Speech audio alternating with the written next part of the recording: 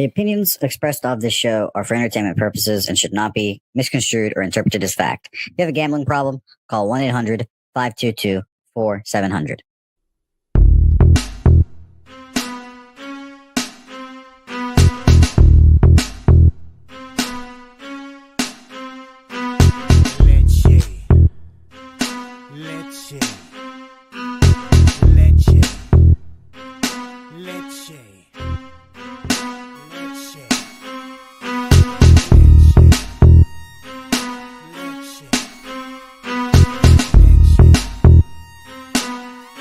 Introducing Pubcoin.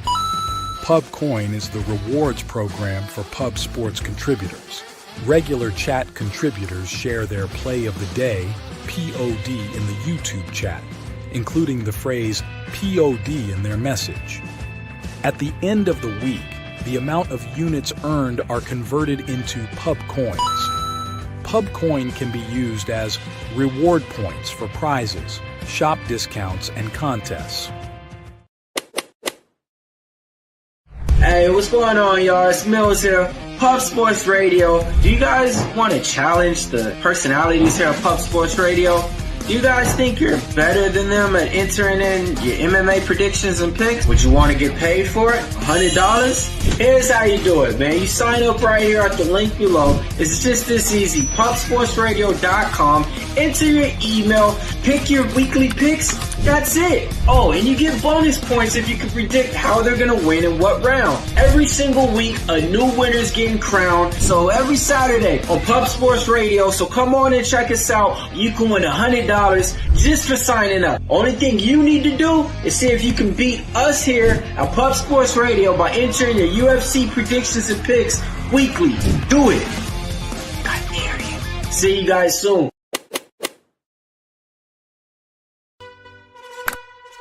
Upgrade your membership to Gold, you will be automatically entered in every horse race, every Wednesday and Friday. It is time to race horses.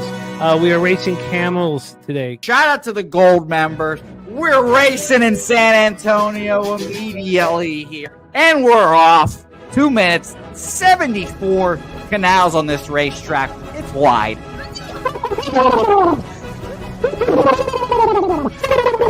We're racing in San Antonio. Matt Wally moving forwardly. Jeff Slaughter in the mix as well. And as is Randall Sheffield, who's put that beautiful nose out front. But it's actually real grass here, Jimmy. Maybe Kentucky bluegrass. Oldie, no! There he goes. Oldie in the lead now. K. Wolf falls back. The horses love it. Sometimes they stop and eat it on the way to the finish line. That's why your horses start so far in the back.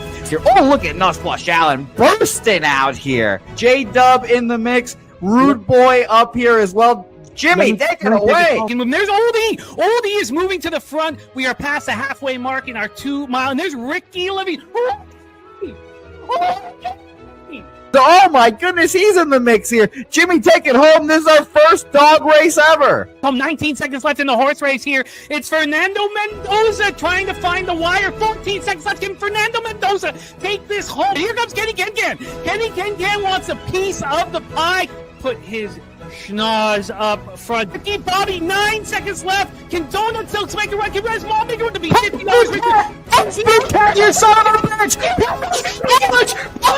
Here comes Tori Coker. Kenny Can Smoke and Mirrors. Director 97 home. That is way to Jason Meyer, the other auto custodian. Billy Friedrich. Jones one all coming down to the finish.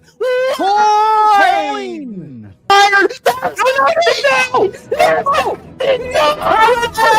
Nowhere! Oh no! Fanatical Jim!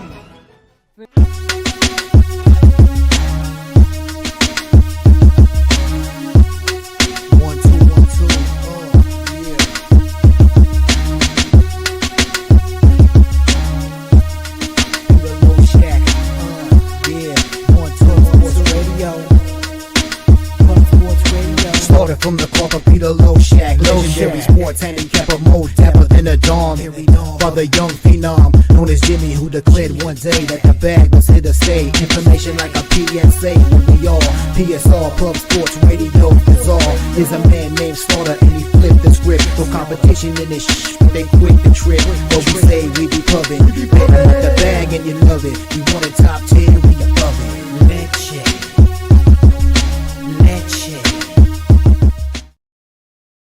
What up, cappers, gamblers, punters, hustlers, low baggers? Happy Thursday, May 29th to all of you. Thank you for watching Betting with the Bag right here on Pub Sports Radio. Man, I love this show today. I love this show. Yeah, we only have 9 games, but we have on screen best bets from Mr. Ian Cameron, Mr. Jose Bouquett, Mr. Justin McKelie, Mr. Morgan Spooner, Mr. Darryl Rice, Mr. Billy Brisbane. Man, we have almost as many special guests as we have games. And I love it. I love it. We're going to attack the board here. I'm copying, pasting action. I do want to discuss yesterday. You know, it hurts when you're as wrong about situations as I was with the Timberwolves last night. It hurts. It hurt to watch. It sucked. I mean, it doesn't matter how you're doing overall at times. It matters what's happening right in front of you. And it was really tough last night, man. And then watching the Hurricanes go up 2-0, the Panthers were getting no shots on goal. And then for them to come back, it was a tough night. It was a very difficult night. I find I moved on the under in the WNBA game. When it got up to 168, I was like, come on. And so that got me to break even because I was very wrong about the Fever. That got me to break even in WNBA. So fortunately, we had a strong day in Major League Baseball. But it didn't make up for everything. And I moved live on the over after the 23-9 first quarter in the Timberwolves game, which made up for the missed live over in that Tampa Bay earlier. But whenever I'm real disgruntled and just, I want to be around as many cappers as possible. That's what got me out of the funk. That's what got me on the 8-week winning streak was Pubapalooza. So we have a huge squad rocking with us today of cappers that I can't wait to work with and rock with. So I'm really excited about today's show. Copying, pasting action here. Justin McKelie, he's going to be dropping his stacks plays of the day live and in person. BJ, best bet Dallas Stars. BJ, we were both on Carolina yesterday, and we're both on the Stars today. I look forward to talking about that game, BJ, but I'm right with you. In fact, I did double down. I'm on the Stars team total over 3 as well. Pig milk play today. Nuge. Shots on goal over 2.5 at plus 132. My guy, Ryan Nugent-Hopkins, years after I played, the Burnaby Winter Club took up my home club in the AAA Bantam Finals. And Nuge was on Burnaby Winter Club, and Burnaby Winter Club won 4-1. On defense for my team was Morgan Riley and Griffin Reinhardt. They were the star defensemen on my team. And Nuge scored 4 power play goals against our team. And picked number 1 overall as being an Oiler for 14 years. I mean, he's just seems like a real quality person. I've never met him and don't know much about who he really is, but he just seems so quality. And that's a pig milk play today. Pig milk cashed. Oh, God, Billy, I was like, it was so tough watching the hockey game last night, man. It was as tough watching a hockey game as I can ever remember. We also have a 3-leg SGP, Draisaitl, Rantanen, and Nuge, 2 shots each at plus 128. Let's get that all copied and pasted here. We have LJ from H-Town, Trill OG play of the day. Astros Rays over 8.5. I can't wait to talk about that game. I haven't moved on baseball yet. By the way, Mally Mal, the OG Mally Mal, he asked me about the first 3 record. Yesterday was perfect, 2-0 on the first 3s. But what made it perfect was that both games lost the first 5 under. Well, first 5 went over and the full game went over, and I cashed the first 3 under on both of them, which is just, it's glorious. And so this is how drastic moving the first threes has been for me, for you guys to know, is that my season would be trash without it. I mean, it's that blatant. Where's my first three record? I didn't pull it up today. Oh God, what the hell is it? I pulled it out yesterday. Should be. Sorry, let me just. Let's do this. Stay created. MLB first three record. There it is, right there. So we'll add the Seattle Washington first three under 2.5. That was the late game, which was extremely important to my night. We cashed yesterday and the day before on Pittsburgh, Arizona first three unders. So this is our fifth straight winner on first three unders. That being Washington, Seattle first three under 2.5. That was minus 120. And you know what is surprising me is the VIG is enormous. That's what I thought was going to be the problem. That is expected to be the deterrent. The books expect that to be the deterrent. 35 and 20 in first three unders, plus 13.68 units with an ROI plus 24.87%. And because I've taken some plus, when you build the twos, there are a lot of plus lines. So as I thought the VIG would hurt me so bad, my average line is just minus 110. So there's the update on the first threes. Let me copy and paste a little more action. So I'm pumped up about this show, but I'm still really dealing with the effects of yesterday. You invest in these games. It was very, very difficult day for me yesterday. Very, very difficult handling the Timberwolves no-show and the Hurricanes going up 2-0 and falling apart and the Fever losing. Thank God I took the under there. But it was just, I was really, really in. I get what do the kids call it? What does Drizzy call it? In my feelings, I was not pleased. Under in both Philly games, Astros moneyline over in Liberty spread, Sky game over 168, and the under in the Oilers game from Mal, all copied and pasted. Shout out to Oz B. Our guy Oz B, now a member of We Be Pubbin'. Respect Oz B, great capper, great addition to the squad. And we do have a $50 race today. We do have a $50 race. If you want to become a gold member, there's $50 on the line. Serious business, ready to get to work. Robert McCormick, Steve G, AM. Your move on the over was beautiful. Absolutely beautiful. Spectacular work in the hockey game. That was just perfect. It's just perfectly set up, and I should have been on it.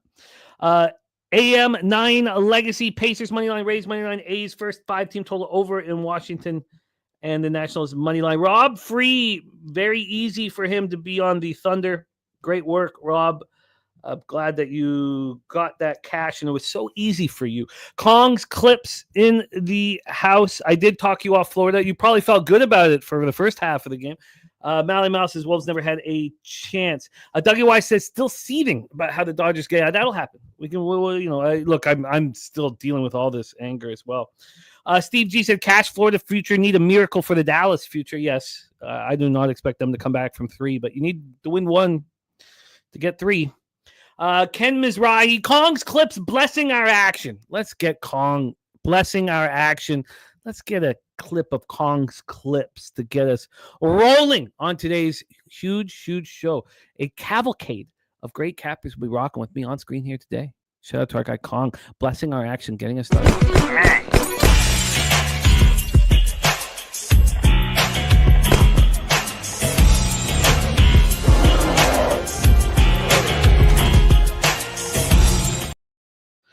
We have 9 Legacy staying with Florida yesterday and staying with the oil today. Good luck, 9 Legacy. It's all about the bottom line. Are you winning? Are you succeeding? Trust your cap. Trust yourself. We're not here to agree with each other. We're here for information when it comes down to it. We're here to have all of the information together so that we can make moves. Crip Key, ready to get to work. Sancho is also with us on the Stars money line. Perky, ready to get to work. AM waiting a few more weeks to get Bet WNBA. I get it. Yeah, get as much data as possible. The models historically, I know you know this already, but for my friends that use models, they always get hurt in the first month of the season in every sport. There's just not enough info. Now there's people who believe that they have an advantage at the beginning of the season. I just don't see it from my friends and colleagues. I see them struggle in the first month every time. Osby taking Kane over 2.5 shots at plus 112. And we know Perry's going to get a lot more ice time. I imagine Kane gets more ice time as well with Hyman being out. We'll talk all about that with Bobano. We're going to start in the NHL here in 1 minute. We have Spenny penny bombs on Bouchard goal, Heiskanen goal, and Edmonton money line at plus 115. I'm sure you guys have seen this move towards the Dallas Stars. The team total, just to give you an idea of it here, the team total when I moved on it for the 2.5 was minus 150 for the Oilers and minus 200 for the Stars. That's a pretty big difference. Now, the Stars have moved from minus 120 to minus 135 on 365. I bet the minus 120, but that's huge. Absolutely huge. Make America great again. Ready to get to work. Great to see all of you guys. Thank you for rocking with us. AOD in the house, ready to go. Jay Kopp ready to get to work. Jason Marty Eldorado, a custodian. Lucas Ryan in the house. Great to see you, Lucas. Ready to hammer NHL with you. Spooner, great group. Big Daddy Boom, Leo Leon. We got Viper in the house. Phil the Kill. Moving on Olsen in game 1 here.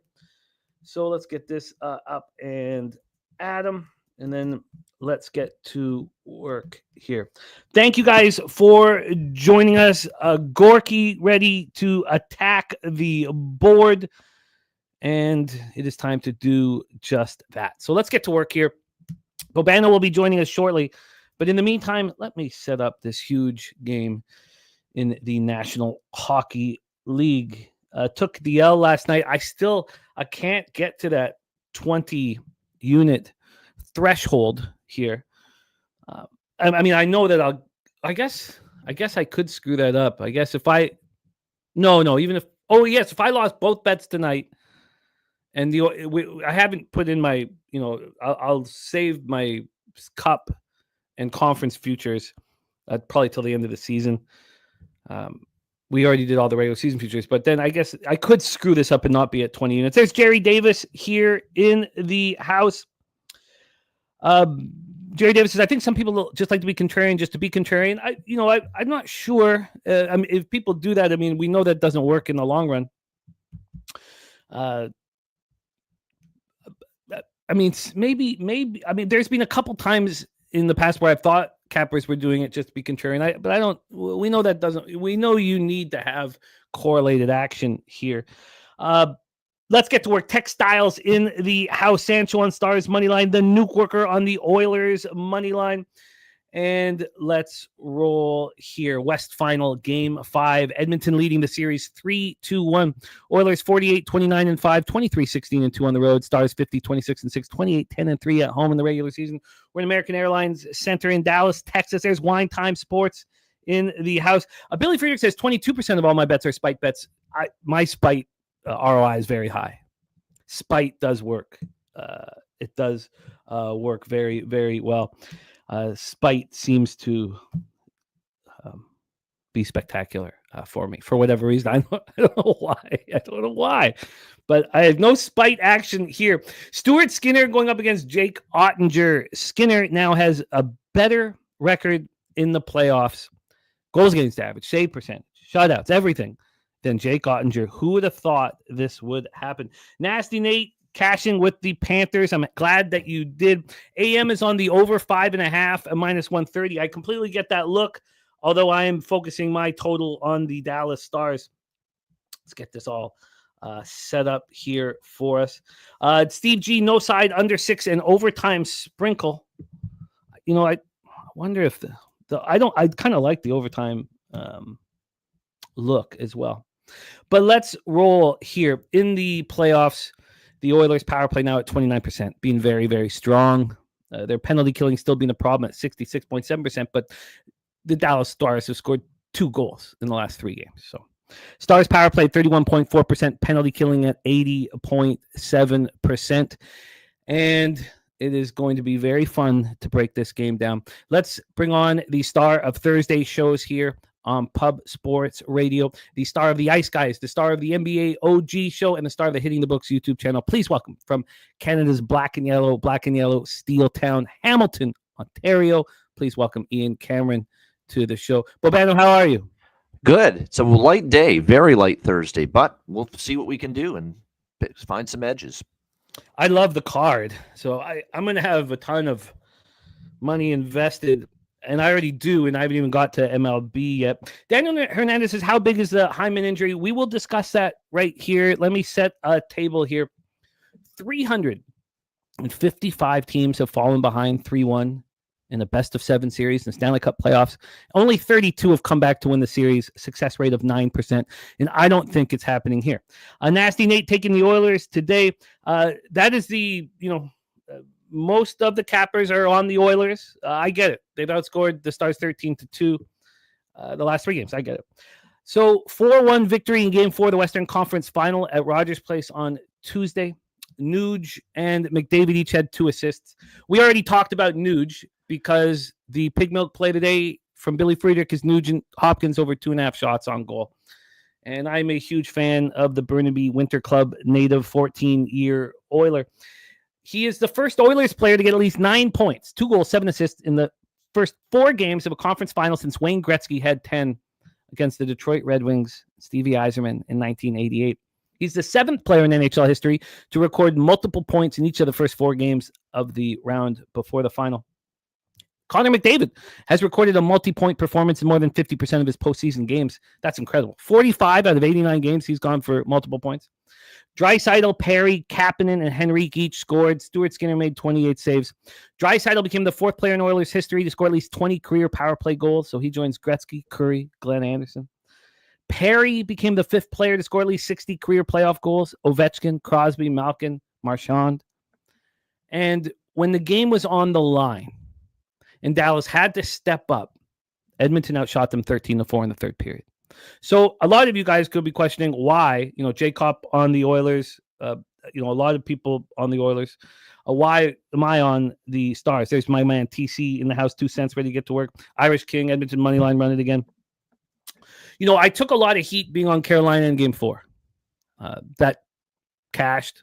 I took a lot of heat being on Carolina in Game 5. Not as much as I did in Game 4. I'm taking more heat for being on the Stars here than I did in either of those spots. And I understand it. It was the Oilers opening the scoring for the 7th straight game. That ties the longest postseason run in the history of the Oilers. It was the 14th time in 17 games in the Stanley Cup playoffs that Dallas has allowed the first goal. So right away, that's the game. The Stars have to score first. They have to stop the Oilers from getting the first goal.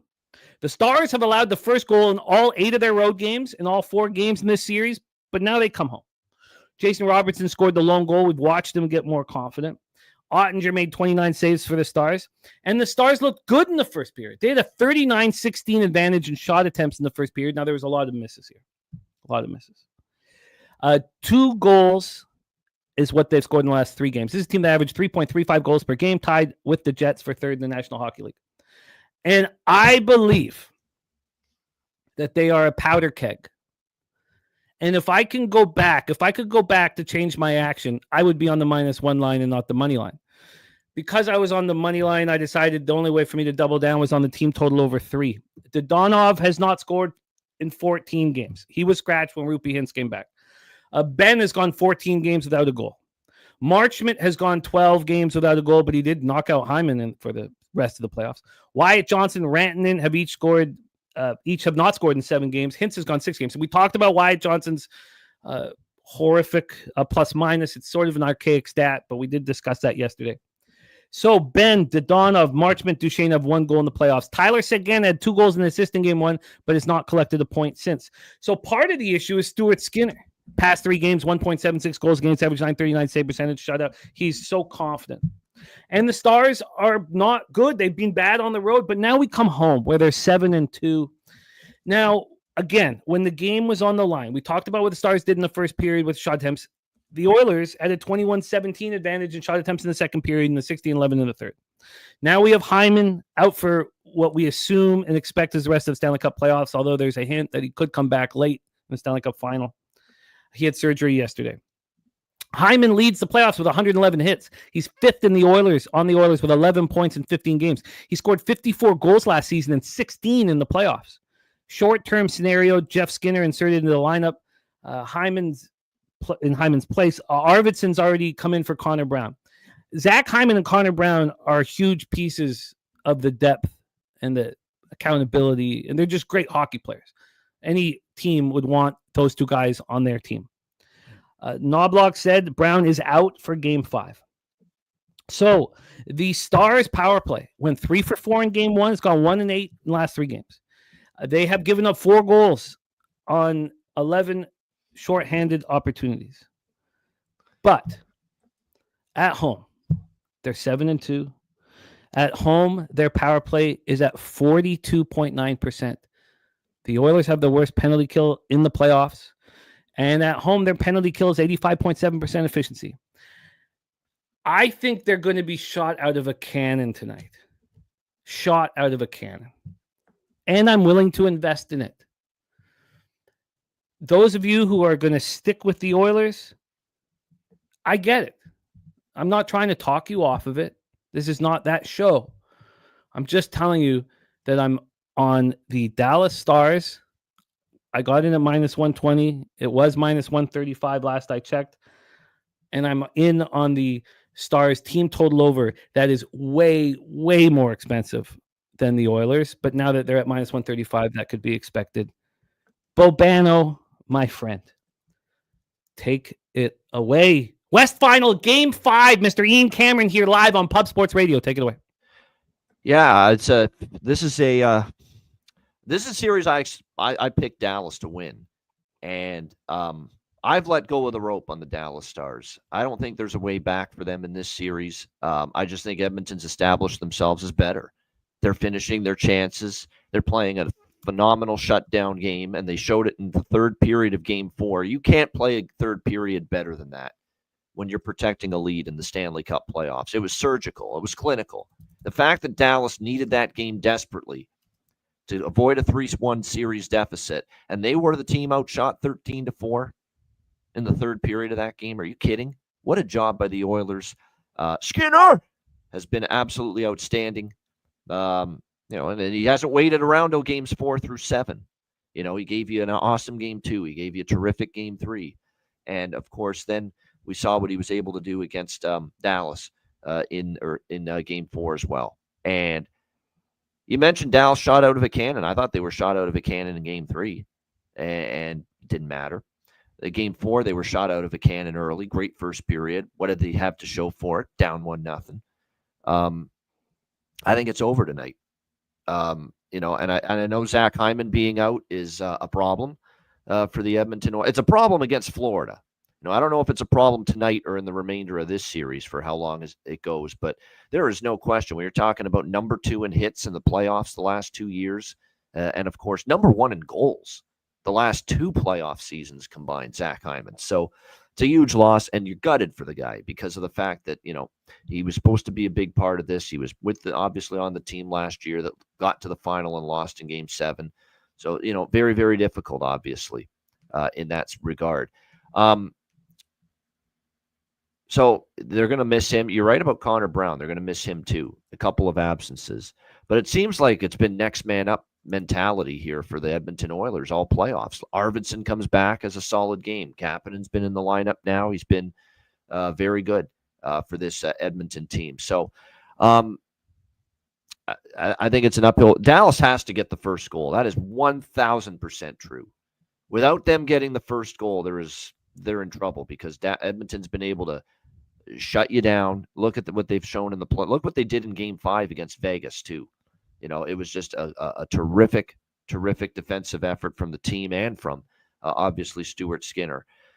We know the numbers for Skinner in Games 4 through 7. Very, very difficult to step in front of the Oilers in this situation. He's now 13-1 in a Game 4 through a Game 7 in the last 2 years as a starting goaltender. The only loss, of course, being Game 7 in the Stanley Cup final last year. I mean, just ridiculous numbers. 940-something save percentage, 2 shutouts for Skinner. That 13-1 record. Not easy to go against that. Edmonton, when having a chance to eliminate their opponent, 1 loss in the last 2 years combined. This has not been a team that when they've gotten to 3 games in the series and have had a chance to win the 4th game, they've not given the other team life. They've not given, anybody, a game and then we'll get them the next game. No, they finished it off right away. They have 1 loss in the last 2 years with a chance to eliminate an opponent. And this year alone, they're already 2-0 in games where they've had a chance to eliminate the opponent. Game 6 against LA, it was their first chance to finish that series, and they finished it. Game 5 against Vegas, it was their first chance to finish that series, and they finished it. Dallas going home tonight. Give me Edmonton here on the money line in this one, plus 115 at Pinnacle. And there are some props that I like here in this game tonight. It's a good prop game. You know what I'm also going to do, Jimmy, in addition to the money? I don't want just the Edmonton money line on my record here because I'm starting to dabble in this and it's paying off. I'm going to do the double puck line tonight because there is a chance Dallas can win. They've got to start strong. There's no question. But this has been dynamite in the playoffs. 10 straight games in the Stanley Cup playoffs have been decided by 2 goals or more. 10 straight. 19 of the last 21 games. 2 goals or more for the winning team. So I'm going to take both puck lines tonight. Dallas minus 1.5, Edmonton minus 1.5. So really it's 2 Edmonton bets plus a Dallas puck line bet. So I'm going to take Dallas minus 1.5 plus 202 is the best price currently with the Dallas Stars on the puck line. Minus 1.5 plus 202. And I'm also going to take Edmonton on the puck line. Minus 1.5 plus 268 is the best price out there with that. I've caught on to it the last few games that we're just seeing these empty net goals and we're just seeing teams when and it's been close, when it's been a 1-goal margin in the 3rd period, the team that's leading has added on. And it's been a remarkable run for puck line bettors in the Stanley Cup playoffs. 10 straight playoff games. The winning team has won by at least 2 goals. And 19 of the last 21 games, the winning team has won by at least 2 goals in the Stanley Cup playoffs. So those are the main 3 bets. We'll go Edmonton money line plus 115. We'll go puck line on both sides, riding that run of 10 straight puck line winners and 19 of 21 in the playoffs for the winning team. Winning by 2 goals or more. And I'm going with some props, and we're going for some fence swinging here tonight with player props because we're trying to get this record closer to even here for the show, that is. We're going to go for some player props that I really like. We're going with Corey Perry for Edmonton, plus 375 is the best price available. He's going to be on the top line with Hyman out, most likely. He's a guy that's obviously had a really solid playoff run for the Oilers. The value's just off the charts. So Corey Perry plus 375 to get a goal. I'm going to go with Mason Marchment for Dallas, plus 425, the best price out there to get a goal. This guy has fucking sewered his team at times in this series with stupid penalties, ill-timed penalties. What a horrible penalty he took in Game 4. When Dallas had just tied the game 1-1, you've got all the momentum and just get away from the guy. Why are you committing an interference penalty there? And Mason Marchment, though, when he's not been taking dumb penalties, he's had some good looks. He's had some good chances. He was all alone in the slot in Game 4, and he totally missed the net.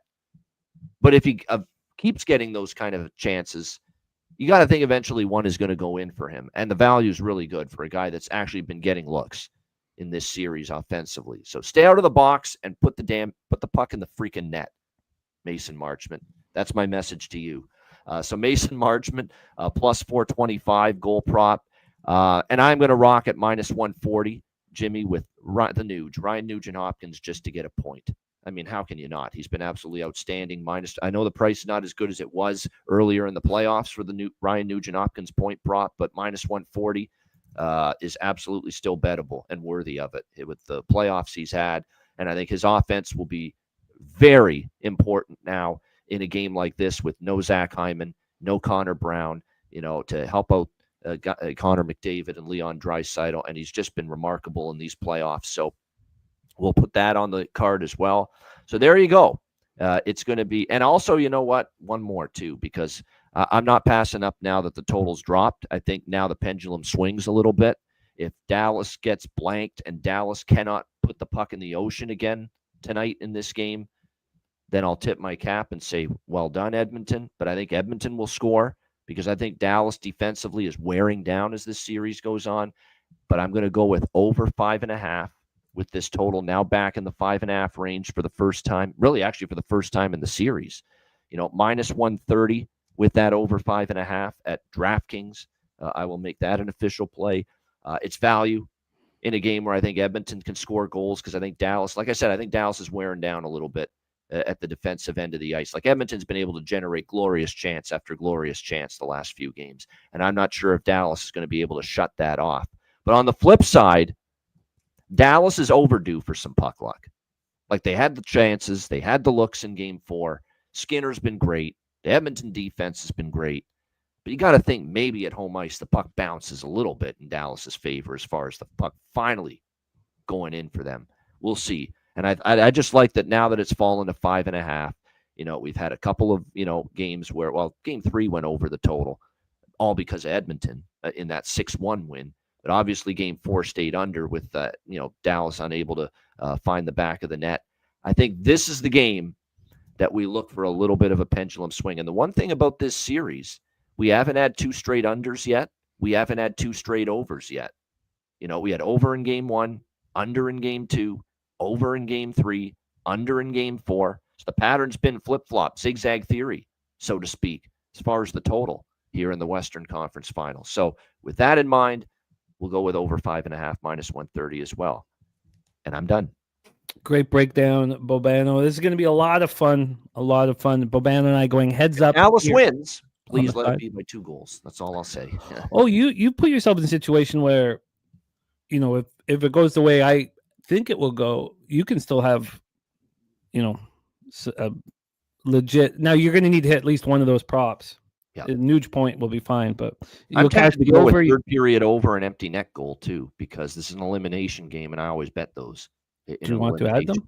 Yeah, why not? We got to try to get this record going. Let's go here. What are we saving it for here? These are our last NHL games of the year that we'll be breaking down here. The last few shows here. But this is just an angle that if you watch the Ice Guys show, Alex B. Smith and I, we've been on this a bunch, and it's been pretty solid overall. We've had a lot of empty net goals here in the playoffs, too. Look at last night. We got another one from the Florida Panthers. But it's just very simple. Elimination games, there's often a very good chance we see goals in the third period. Early goaltender pull, especially for the team facing elimination. And if that's Dallas tonight and they're down in the third, then that certainly can open the floodgates for third period over and the goals. And in the elimination games, I don't have the exact record off the top of my head, but I do know more wins than losses. It has been profitable betting over 2 in the third period of these elimination games. So over 2 minus 135 at BetMGM for third period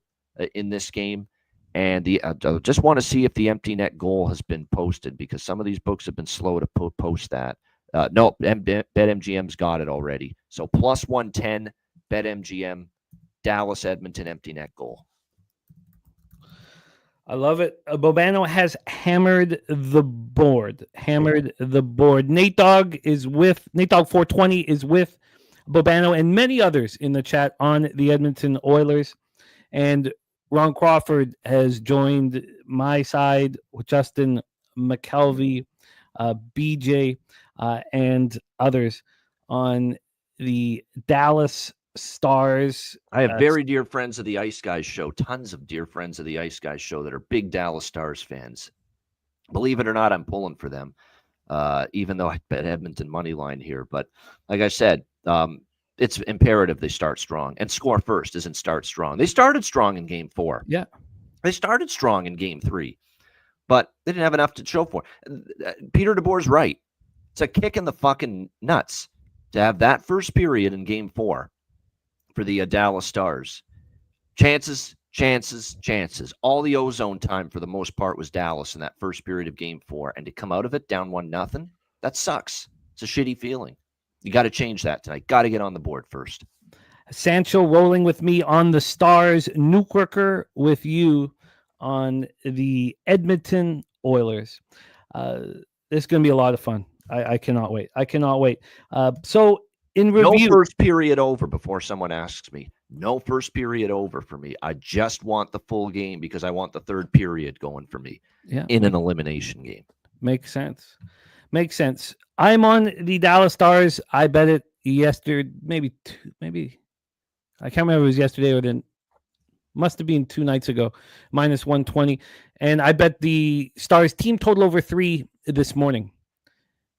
Also, I saw that offshore, the book that we use for our line shopping or our line market, research is only offering the over 3.5 for the Stars at plus 127, giving you no other option. I like that. It made it more appealing. For Bobano, Oilers money line plus 115. Oilers and Stars on the puck line, minus 1.5 for the Oilers, plus 268. Stars minus 1.5, plus 202. Perry goal plus 375. Marchment goal plus 425. Nuge point at minus 140. The over 5.5 at minus 130. Third period over 2 at minus 135. And the empty netter at plus 110. Here we go. We have our guy Jonathan Yim on his way to Montreal right now with his squad. Shout out to everybody in the Yim Mobile on their way to Montreal. Contact dances. Is there anything else in Montreal other than contact dances? I don't know. I wouldn't know. Shout out to our guy Jonathan Yim. Drive safe, travel safe, and go get that cash. I know you guys are all going to the casino, so go get that. Go get them. Take them for all they're worth. Yeah, you gotta love, by the way, these sports app phone alerts that I get, breaking news alerts, and I just got one. Stuart Skinner starting tonight in Game 5 for the Edmonton Oilers. Yeah, that's some crack staff he got working there, telling me that, making sure I know that. Yeah. Oh man, there's this hockey site I followed in the.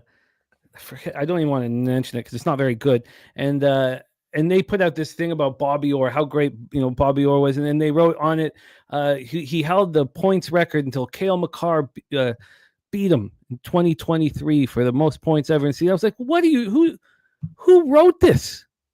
Cale Makar's wife Tracy? Guy's never had a 100-point season. Bobby Orr had 139, but whatever.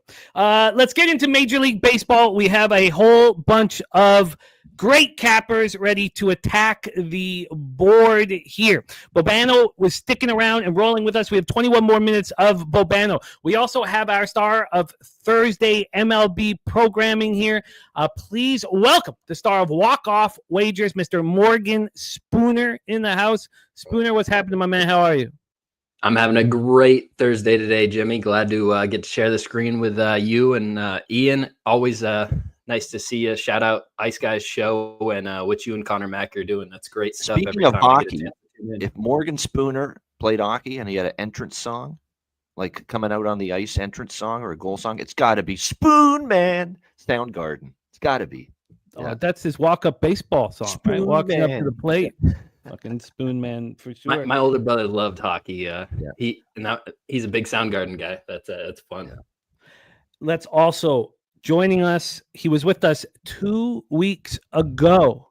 I have just created the spreadsheet to track his action. He went 1-1 with us 2 weeks ago. He's back to deliver the Stacks Plays of the Day in person. Please welcome. We have in the house, joining us from Pennsylvania by way of Georgia, our guy, Mr. Justin McKelie. Stacks, stacks, stacks, stacks, stacks,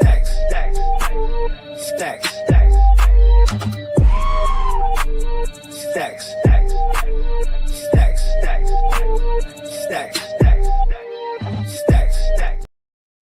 Let's roll. Justin, welcome to the show. How are you? Not bad. How are you? I'm good, man. I'm excited. 5 games for us to deep dive on. Let's get right to work. We have Stacks opening us up here with this breakdown and closing it up. He's also got Stacks in the final game on the program in Seattle. Shout out to Dutch Boy Fresh, Ricky, Bobby joining us as well. Great to see you guys. Let's get to work. Game 1, Atlanta Braves, Philadelphia Phillies, Citizens Bank Park in Philadelphia, Pennsylvania. Let me quickly get up the weather. Spooner's going to go over the ballpark, a pal, but I will give you the Swish analytics. So here we go. Game 1 of the double dip. 68 Fahrenheit, feels like 69, 4.5 miles per hour, left to right and slightly in. After an hour, it's just left to right. And after 2 hours, it's very slightly out to right field. We have AJ Smith-Shawver going up against the lefty Christopher Sanchez. SBK saying no Acuna in game one. Albies leading off. Let's get these lineups here for us to break down as well right off the hop. This is the only game we need the lineups for.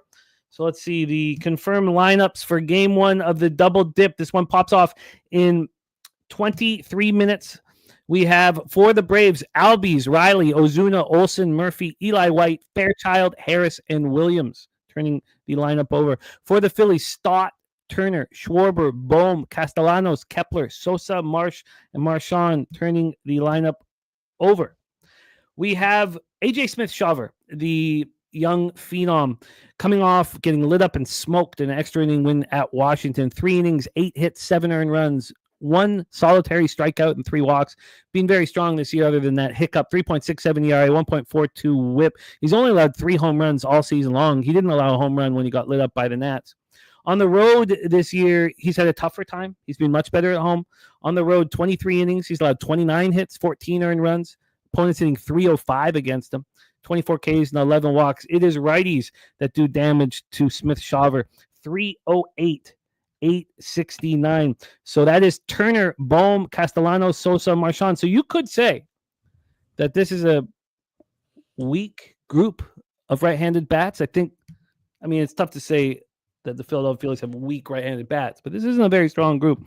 Christopher Sanchez on the other side, 4-1, 3.17 ERA, 1.26 whip, 54 innings, 65 Ks, 20 walks, and 6 home runs. His last start, 4 2/3, 7 hits, 3 runs, 2 of which were earned, 6 Ks and 3 walks, 9-6 extra inning win at the Athletics. At home this year, he's been good, very good. 23 hits allowed in 29 innings, just 11 earned runs allowed, 42 Ks and 10 walks.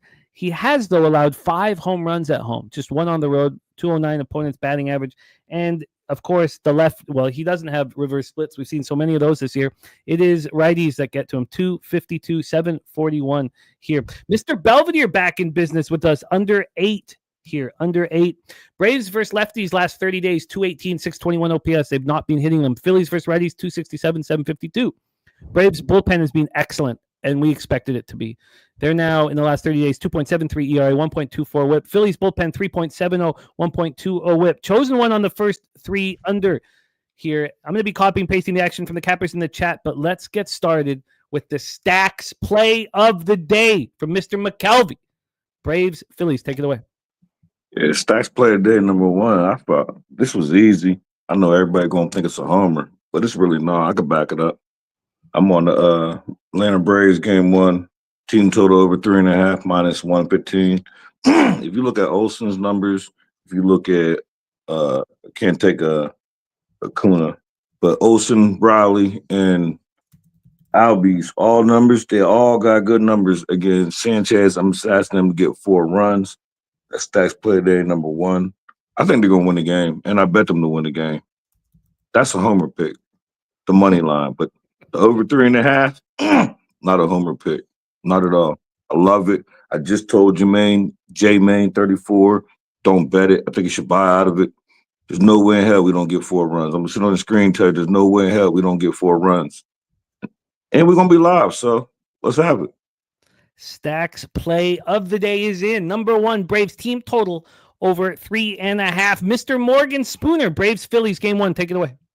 Yeah, I got some action in the first game of this doubleheader. I tweeted it out last night. I got a -1 on the Phillies at +104 over at Fanatics. I was looking at this game and I see the Braves offense. The Braves versus left-handed pitching over the last 30 days are 25th at weighted runs created plus. And Christopher Sanchez really finds a groove at home here in Philadelphia. I think he really likes to pitch here better. If you go break down his splits over the last few seasons, I think there's a lot to that. And then I look at the Braves bats specifically, and what Christopher Sanchez does well is get ground balls. He's a sinker ball pitcher, and the Braves are ranked 28th out of all the teams in baseball versus sinker balls over the last 30 days.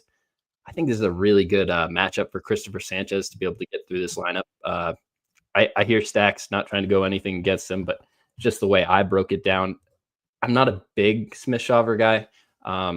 I do think he has the ability to pitch well in certain spots. I think he's a good young pitcher, but he hasn't quite figured everything out. And I think this Phillies lineup is going to be really motivated yesterday after Bryce Harper got pegged in that elbow. I think you're going to have that sitting over that stink, just sitting over this game. Somebody's waiting to get beamed in the back at some point during this game. And I really like the Phillies to be able to pull this first game out. The -1 at plus money I got last night, I couldn't get past it. I thought it was a good spot. I was kind of hoping to get Harper for this game, but even though he's not in the lineup for this one, I think you'll see Harper in the game for the second one. I might try to back the Phillies game too. I want to see what comes out in the bullpen, but definitely on the Phillies here. What else you guys got? Well, just before we hear from Mr. Cameron, we've had a huge move to the Phillies, -135 to -158, 23 cents of movement towards the Philadelphia Phillies. On the total, we have an 8 right now. It's -108 to the under. This opened up at 8. It went up to 8.5. It was up, spent a while at 8.5, came back to 8. Overall, we've had a 4-cent move to the under. And when we look at the board here for the cash flow for game 1, we have 57% of the tickets on the Braves, 57% of the cash on the Phillies, 67% of the tickets on the under, and 61% of the cash on the under. Mr. Bobano, take it away here. Braves, Phillies, game 1 of the double dip. Yeah, it's I like the Phillies a little bit too. I just don't know if I like them at this price now. I mean, it's gone up to -160. I like Christopher Sanchez a lot. Looking for the Phillies, he's had a solid run, obviously, for the most part this year. 2.93 ERA, 4-1 in his last 5 starts. Pretty solid numbers, 3 runs or less in all 5 of his recent starts. So he's been just rock solid. He struggled a little bit in the last start against the Athletics, but that ballpark there in Sacramento, the little bandbox, kind of lends itself sometimes to be in a place where you can struggle sometimes, and Sanchez did. We'll see how the Braves fare. One thing I want to point out too with this Atlanta team, they've been 250 as a team, batting average wise last 10 versus left-handed pitching, 2.4 runs per game. So not the best numbers by any stretch of the imagination. Smith-Shawver is someone that, going into his last start against the Nationals, he was really in a good zone. 3 May starts, he had given up 2 runs in 19.2 innings, but he got crushed last time against Washington. 7 runs, 8 hits, 3 walks, only lasted 3 innings in that one. So for me, it's I like the Phillies in this spot. I definitely give the advantage to Sanchez over Smith-Shawver a little bit. Smith-Shawver on the road, a little suspect in my mind. Phillies obviously are in better form as a team. They're 9-1 in their last 10 going into this game. Meanwhile, Atlanta's been kind of up and down. 4-6 their last 10. They've lost 5 of their last 7 games. So it's been a little bit of a rough stretch again for the Braves. Bit of a downturn for them. The road record's not very good at all, 9-19. So a lot of great cases to make for the Phillies, except for the price, and that's why I'm going to pass.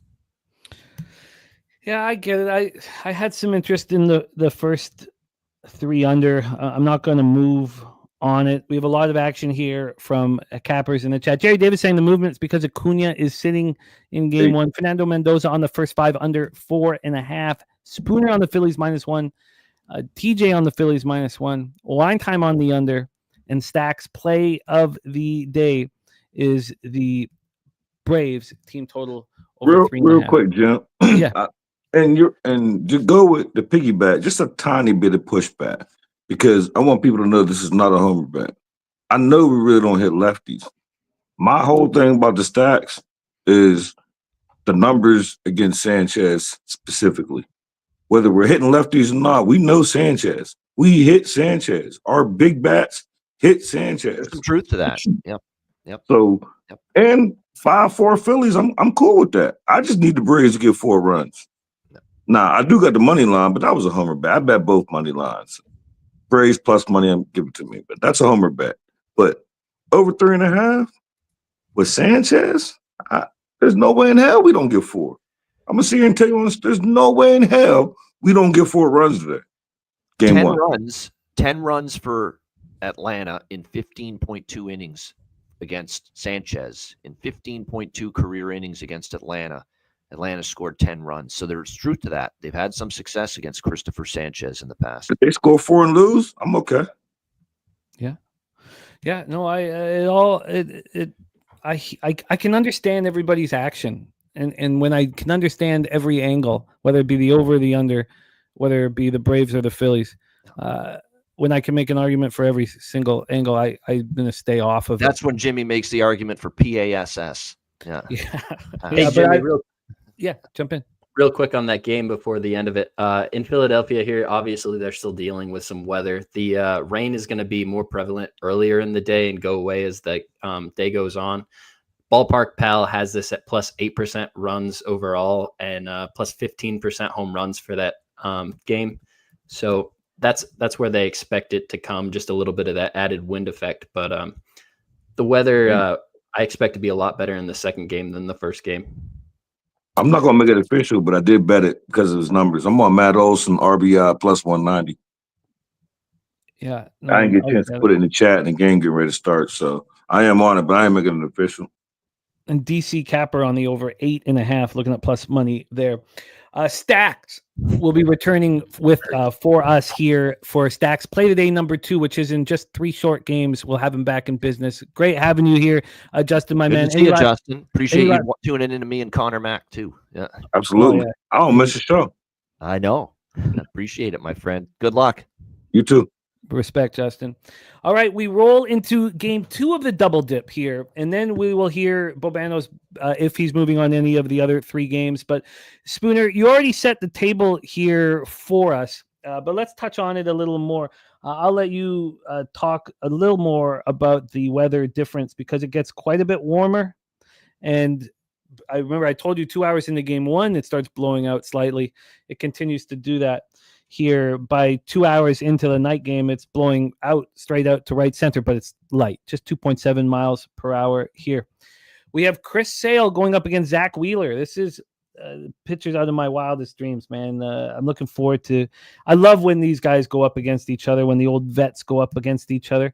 It is higher total than you would expect for these two, especially with Wheeler off of 3 straight scoreless starts. Now he didn't go complete, or he's only going through about 6 each game. This opened up under 7.5 minus 108. Now it's under 7.5 minus 118. 10 cents of movement towards the under. And then on the money line, Zach Wheeler is sitting here at minus 108. He opened up minus 113. This did get up to minus 122 at 10 this morning. And then 30 minutes later, they were minus 105. So a lot of movement in this one here. We don't have the cash flow information at this point. And Troy Torrance says game 2 zag. So wanting to fade, whoever wins game 1. Chris Sale has been excellent. I lost 2 bets in the last start of his. I bet it wrong. I lost the first 5 minus a half. It was 1-1 after 5, and they lost 2-1 to the Padres. But he's lights out, and I can understand how to fix what went wrong in that one, because all I knew was Sale was going to shove, and he did, and he's going to keep shoving, I believe, every game as we move forward. He was excellent at home versus the Padres. And on the road, he's had some troubles. A lot of those troubles happened early in the season. But overall, his numbers aren't that good. But he's cleaning them up after each start. Lefties hitting 262, 859 against them. I've never seen that. Righties, 265, 724. On the road, he's allowed a hit an inning. 39 hits in 39 innings, allowed 15 earned runs, 4 jacks, 264 points batting average. Wheeler off of 3 straight scoreless starts. He's allowed 5 earned runs over 4 home starts, 26 and 2/3. His strikeout to walk ratio at home, 36 and 2. Overall, 88 and 14. He's allowed 3 home runs at home, 5 on the road. Opponents at home are hitting 170 against him. His splits are always phenomenal. Lefties don't hit him. Righties don't hit him. We already went through the Braves versus righties, and we didn't. Oh, no, we didn't go through Phillies versus righties. Braves versus lefties. We've already done Phillies versus righties. We haven't gone through Braves versus righties. Braves versus righties, they're hitting them. Not with a ton of power, but they're hitting them. 266 with a 720 OPS the last 30 days. Bobano, is there anything you're looking for in game 1, as we both passed on game 1, that would make you move on game 2 and touch on your expectations of these 2 Hall of Fame pitchers? Yeah, I don't bet the doubleheader games until game 1 is complete. I just got to see what happens in game 1 first. There's often times where I'll look to bet the losing team of game 1 in game 2. Not all the time, but there's often situations where I'll look for that. we'll see if that comes to fruition. But as of right now, clearly no bet I've made, no move I've made on this game. Other than I will say, I mean, these two guys Sale was phenomenal the last two starts against the Padres and the Red Sox. Now, keep in mind, Boston's been disappointing offensively. Padres can't hit on the road, and they were in a massive slump when Chris Sale faced them just 6 days ago. But he still pitched great, 2 runs in his last 14 innings against both the Red Sox and Padres. So he's been in great form. Our guy Wheeler in the sky keeps on turning. Zach Wheeler for the Philadelphia Phillies.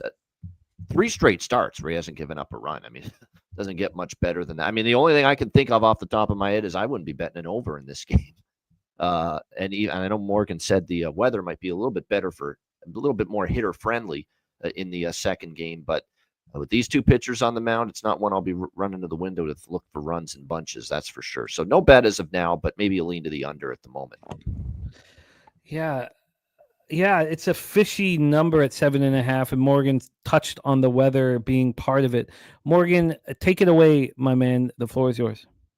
So I spent a lot of time with this game, and if this wasn't a doubleheader, I'd definitely already have action in it. I really want to make sure the Phillies don't just destroy their bullpen here in this first game. I don't think that's going to happen with Sanchez on the mound. Obviously, I'm backing them, but if that happens and that's in the card, I won't bet the Phillies. But as long as I see at least 1 or 2 of my more trustworthy arms in the back of that lineup available, I'm going to back the Phillies here in game 2.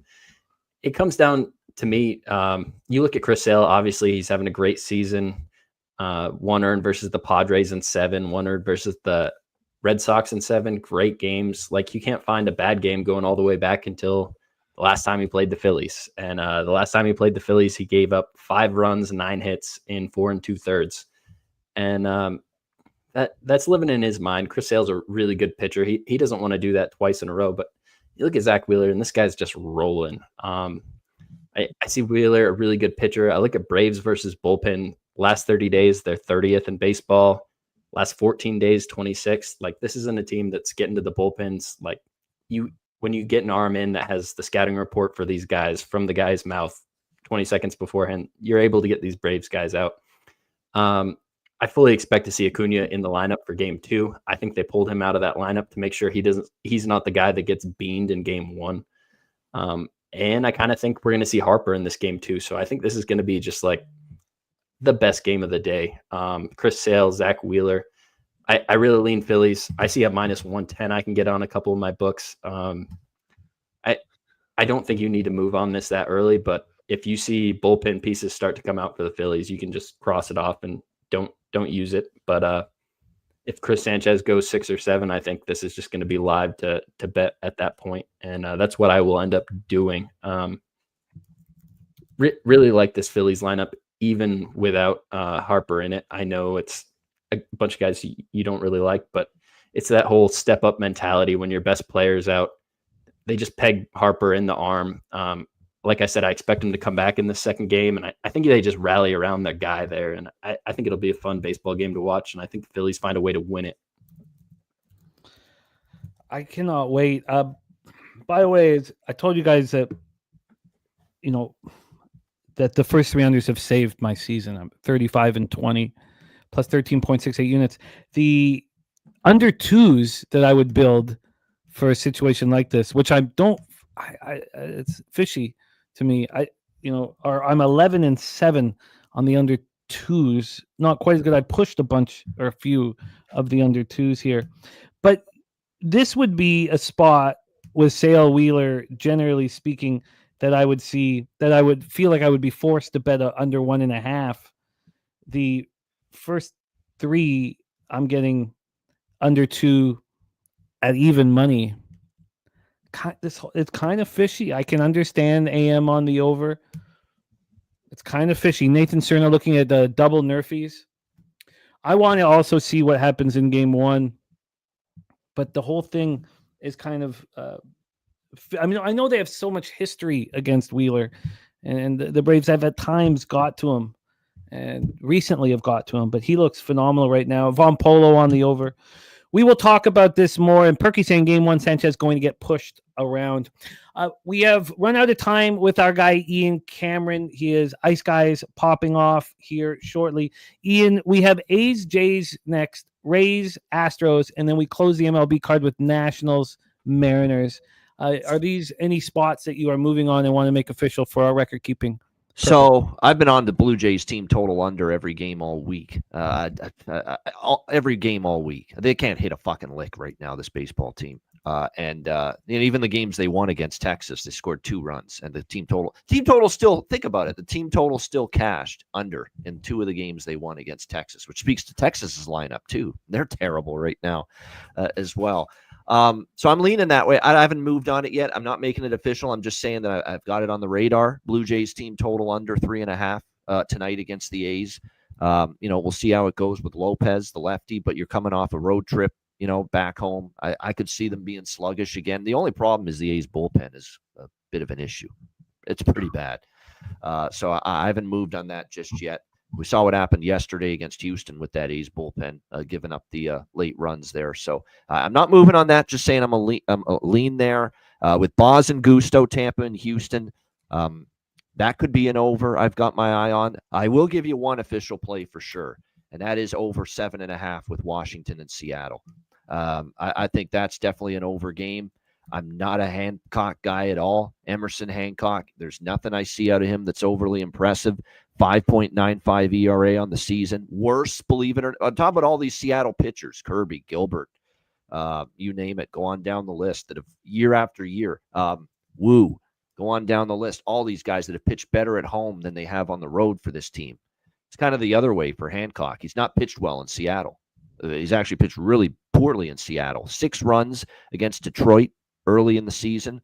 3 struggled through 3 runs. It was a little bit better against the Angels, but wasn't great. And then he got crushed in his last home start against the Yankees. 7 runs in just 5 innings. So he hasn't pitched well at home, Hancock. Gore is always the one that's hard to figure out sometimes. He can be very good, but he also can be very hittable. When you look at him here, the Mariners, the one thing is their numbers against lefties have picked up a little bit. And I think that's significant. And by the way, the Nationals, I mentioned how I don't trust Hancock. They're mashing right-handed pitching in the last 10 games. They are really starting to swing the bats really well against righties. As a team in the last 10 games, I've got the Nats at 283 team batting average and averaging over 6 runs per game against righties. So this Nationals lineup has really started to get it going. I've been on the over in the first 2 games of this Nationals and Mariners series, and I'm definitely going back to the well tonight because I don't trust either pitcher to shut the door. Over 7.5 plus 100. Nats, Mariners for tonight. Over 7.5 at plus 100 for Bobano. Ice Guys will be popping off here shortly. Then we also have Bobano as star of the Hitting the Books YouTube channel that's moved to baseball, but not for much longer. Before you know it, college football will be back in business. And then, of course, the NBA OG show on the Ski Profit YouTube channel. Boban, please support him at Bobano Bets. I don't know if all of you guys know, but Bobano lost that X handle that he had built up for years and years and years. So please, if you don't support, if you're not following Bobano Bets, please do it now. I'll pop it in the chat. Let's get him back to where he once was. And Bobano, thank you so much for making time for us, my friend. Any last words here for the Cappers supporting the show?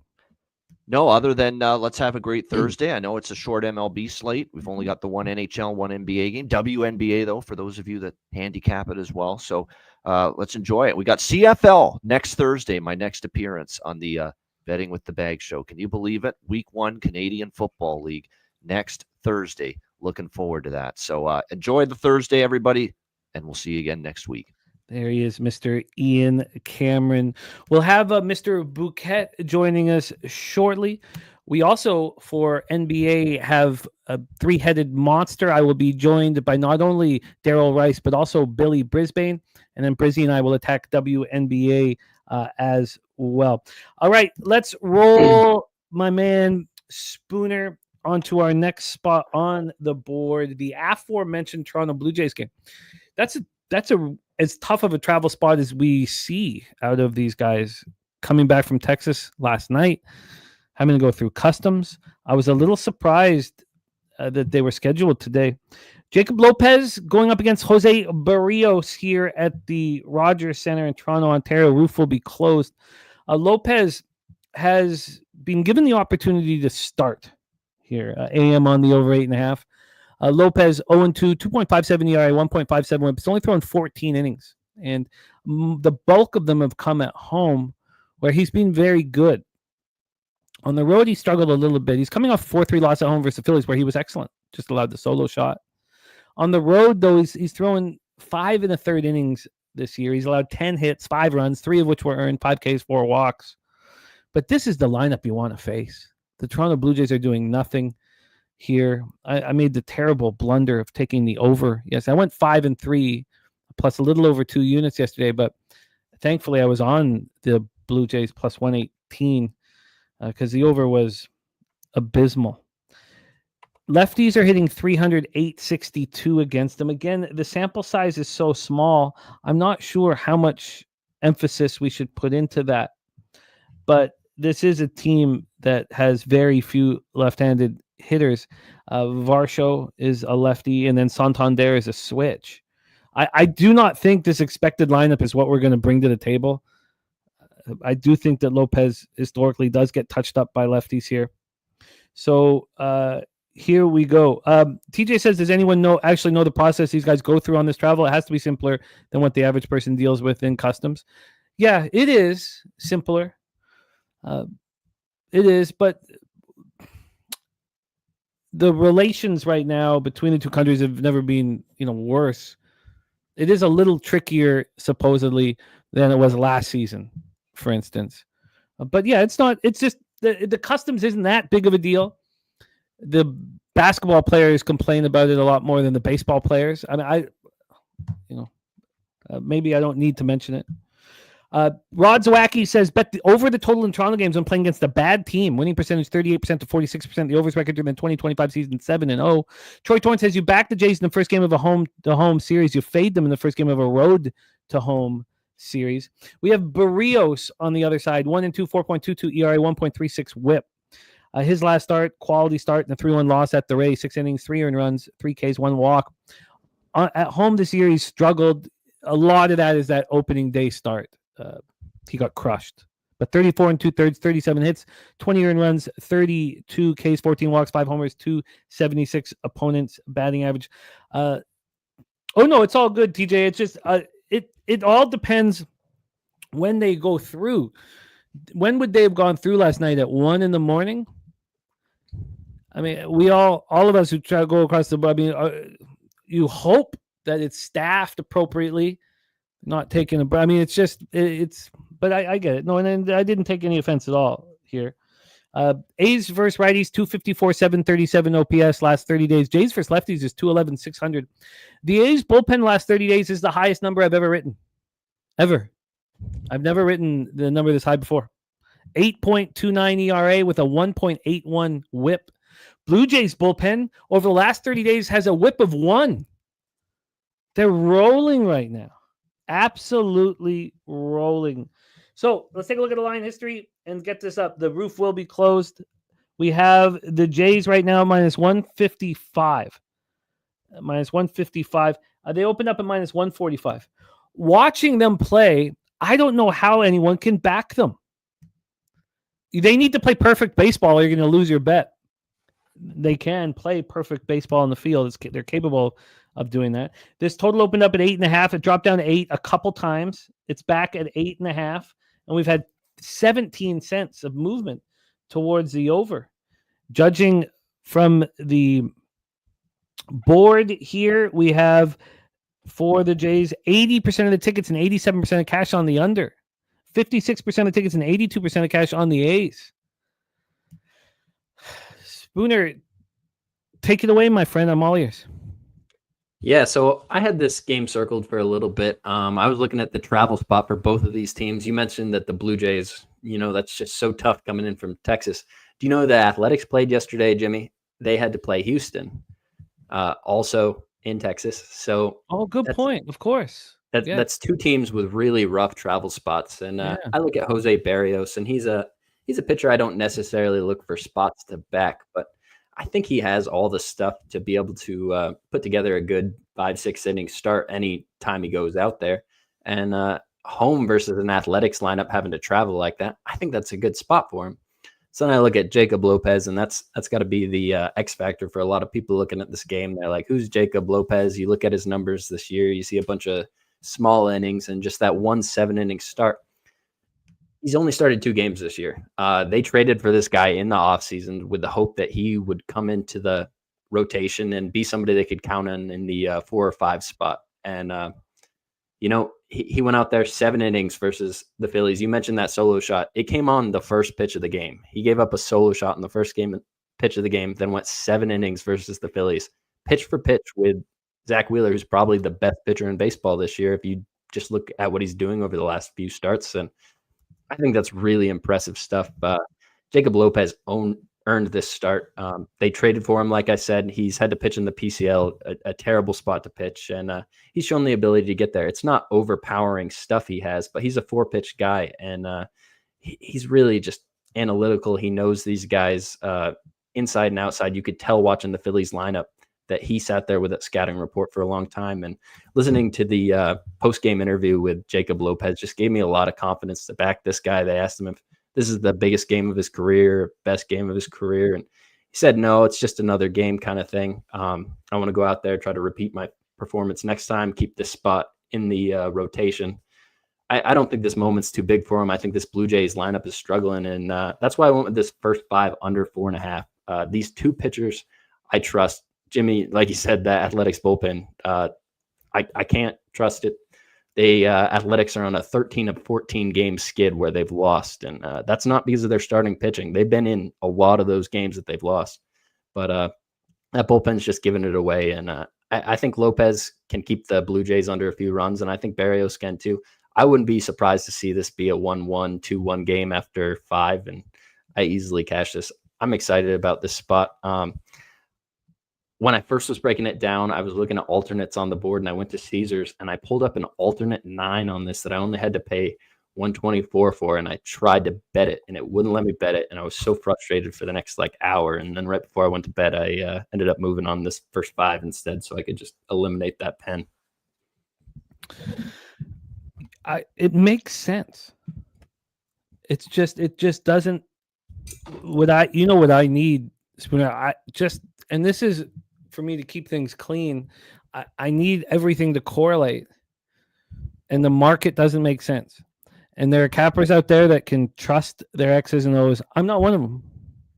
No, I need everything to correlate in Major League Baseball. So it makes perfect sense. But I even was like, okay, I get why the total's going, moving to the over because of the state of the A's bullpen. But then I went to the first 5. I was like, well, then the first 5 shouldn't be moving towards the over, but it's only moved 3 cents, so not very much. But I completely get it. What was the line that you got on the first 5 under 4.5? I got -102 last night. I see a lot more expensive than that right now on it. Yes. Oh, absolutely. Okay. You are in business here. We also have others joining you. J-Cop on that as well here. Now that I'm starting to sit with this for a little longer, though. Real quick question. I know you're the first 3 under guy. That's your market that you're really killing this year. I looked at that with this game. Is there a reason you haven't touched that? Obviously, you just told me that you need everything to correlate in MLB and you really want it to.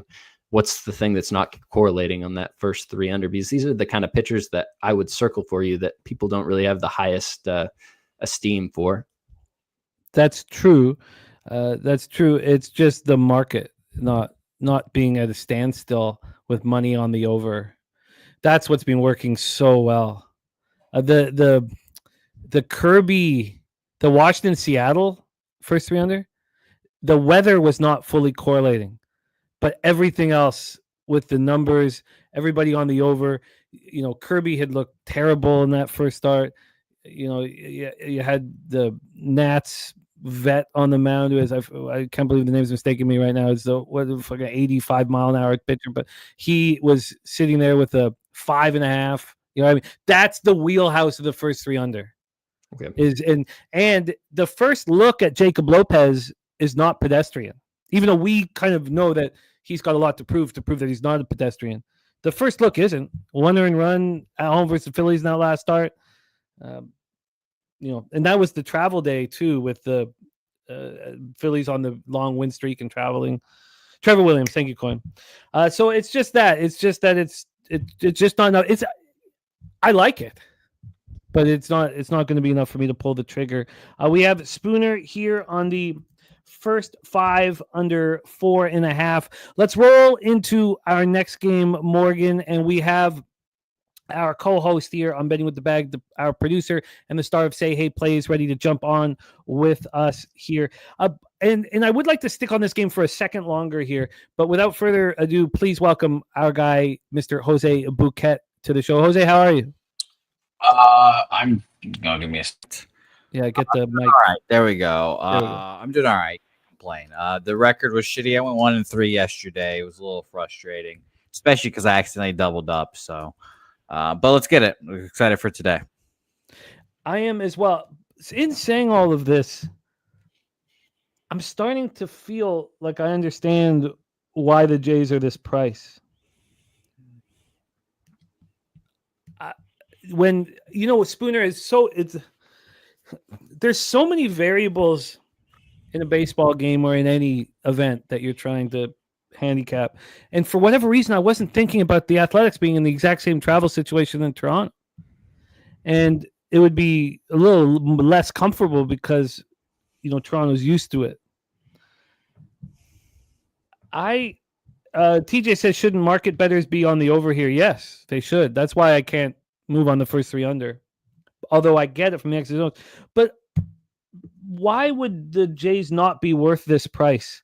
Their bullpen is, 5 runs better over 9 innings than the A's. It's not like, even if Lopez, even if we're saying Brios is mediocre, which is a total, legitimate statement, Lopez has not proven himself on the road. And even if Lopez pitches very well, I don't see Brios getting lit up and smoked here. I'm actually starting to move to. We have big bets coming in on the A's line, moving towards the Jays. We go back to these last home starts. The Tampa Bay one was poor, but if you put a line through that one, he had a quality start versus the Tigers, a quality start versus Boston. He came back and faced the Rays again and made up for that poor performance. Of course, he got destroyed in opening day against the Orioles, but he came back, had a good start against Washington, a good start against Seattle. I mean, yes, this is such an important start for Lopez, but I don't need to romanticize the situation. I think the Blue Jays are expensive for a reason, and then I know that nobody wants to bet them because of their offensive production, but maybe the A's are the tonic. What kept you off being interested in the A's? Your thought that Lopez could shove here and Brios is mediocre? Spooner? No, I was much closer to moving on the A's. So you talk about that bullpen and how terrible the numbers are. It's an overworked bullpen. There's only 4 guys you can really trust with the baseball. You go back the last 3 days, those 4 guys that I'm talking about have pitched a combined 2 innings of baseball. This is an Athletics bullpen that's in a better spot than they've been for most of the season. The Blue Jays, the travel spot, I don't know necessarily how the Athletics handle everything. They have a really young lineup, and I think the AAA catcher is going to be going with Lopez today because they have a good rapport, but I just wonder what bats necessarily show up. I think there's a lot that could go on that could take away from the Athletics offense that I might not be privy to right now. And I thought last night when I was looking at it, there's so many ways I could attack that under. I got stuck on it, and I had to move on it.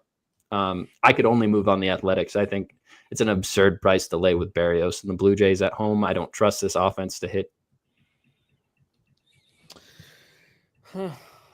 I'm interested in it. Jose Bouquett, we have the Athletics Blue Jays before we move on to Rays Astros. Your plan? Yeah, so I haven't moved on really anything today except for this parlay. Just put in, you mentioned the line movement. to the Blue Jays and all that stuff. So I did Blue Jays, Dallas Stars, mini friends and family here again. Plus 186 will be official for me. All right, let's. So we have a Stars Jays parlay, and I'm sorry that the Hurricanes screwed up the Canes Jays parlay. It's okay. I forgive you. That hurt my feelings, but it's okay. It was. I bet them straight too. I couldn't believe it. I don't need to talk. But all signs are now fuck the Panthers. Because I know the Oilers are going to win this series. So I'm all about fuck the Oilers. Matthew Tkachuk's a slow bitch. Brad Marchand's old. The whole thing. I'm ready for it. It's going to be the series that we need as hockey fans. I can't wait. But the Stars might have something to say. Let's roll on here. Next up for us, we have Rays, Astros, Daikin Park in Houston, Texas. This was a spot that I thought I may attack here because, Spooner, they've been hiding Gusto. Hiding him. And this is a pitcher who has thrown 35 in the third innings this year. 29 and 2/3 have come at home.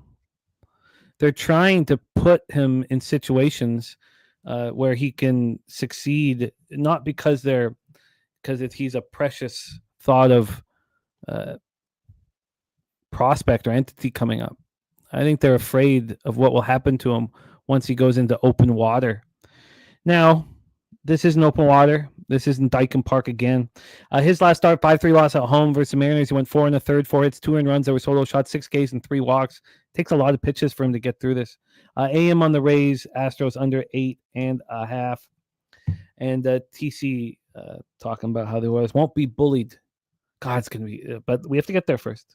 LJ from H-Town says Astros 5-1 to the over, and Mally Mal on the Astros minus 1.5. So I believe, and the numbers don't really show it, but I believe there's a big pitching advantage for the Tampa Bay Rays. That Boz is more than capable of stepping up. Coming off the 3-1 win at home over the Jays, that's when he went up against Barrios. 5 2/3, 4 hits, 1 earned run, 4 Ks, 3 walks. Was it a get right start? I don't know.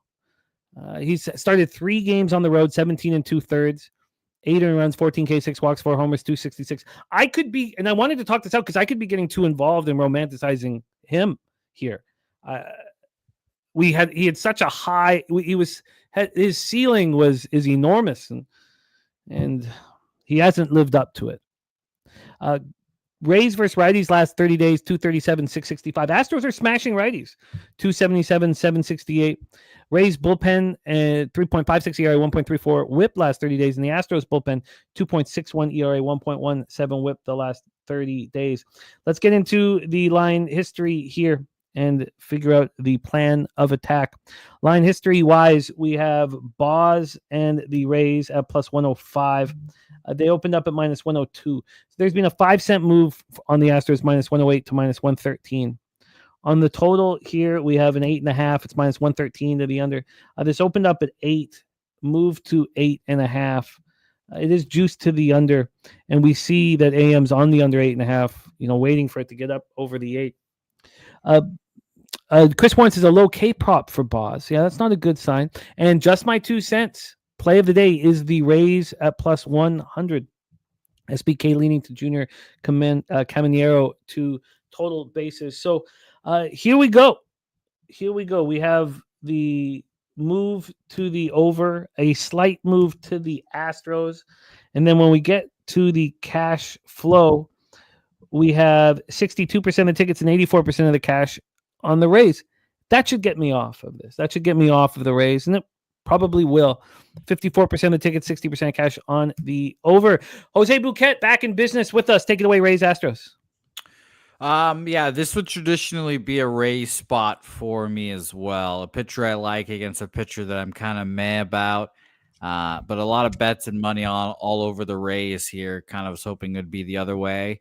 And at the very least, the line has moved towards the Rays here a little bit, but just not enough to get me on it. I consider a first 5 Rays here, even though it just seems too easy, too square, whatever. And I lean towards an over here, but I had nothing on this game. And I was very interested to see what everyone else had to say about this game. I think the market will take me off of this. Let's hear from Spooner. Astros, Rays, Dyken Park. Take it away.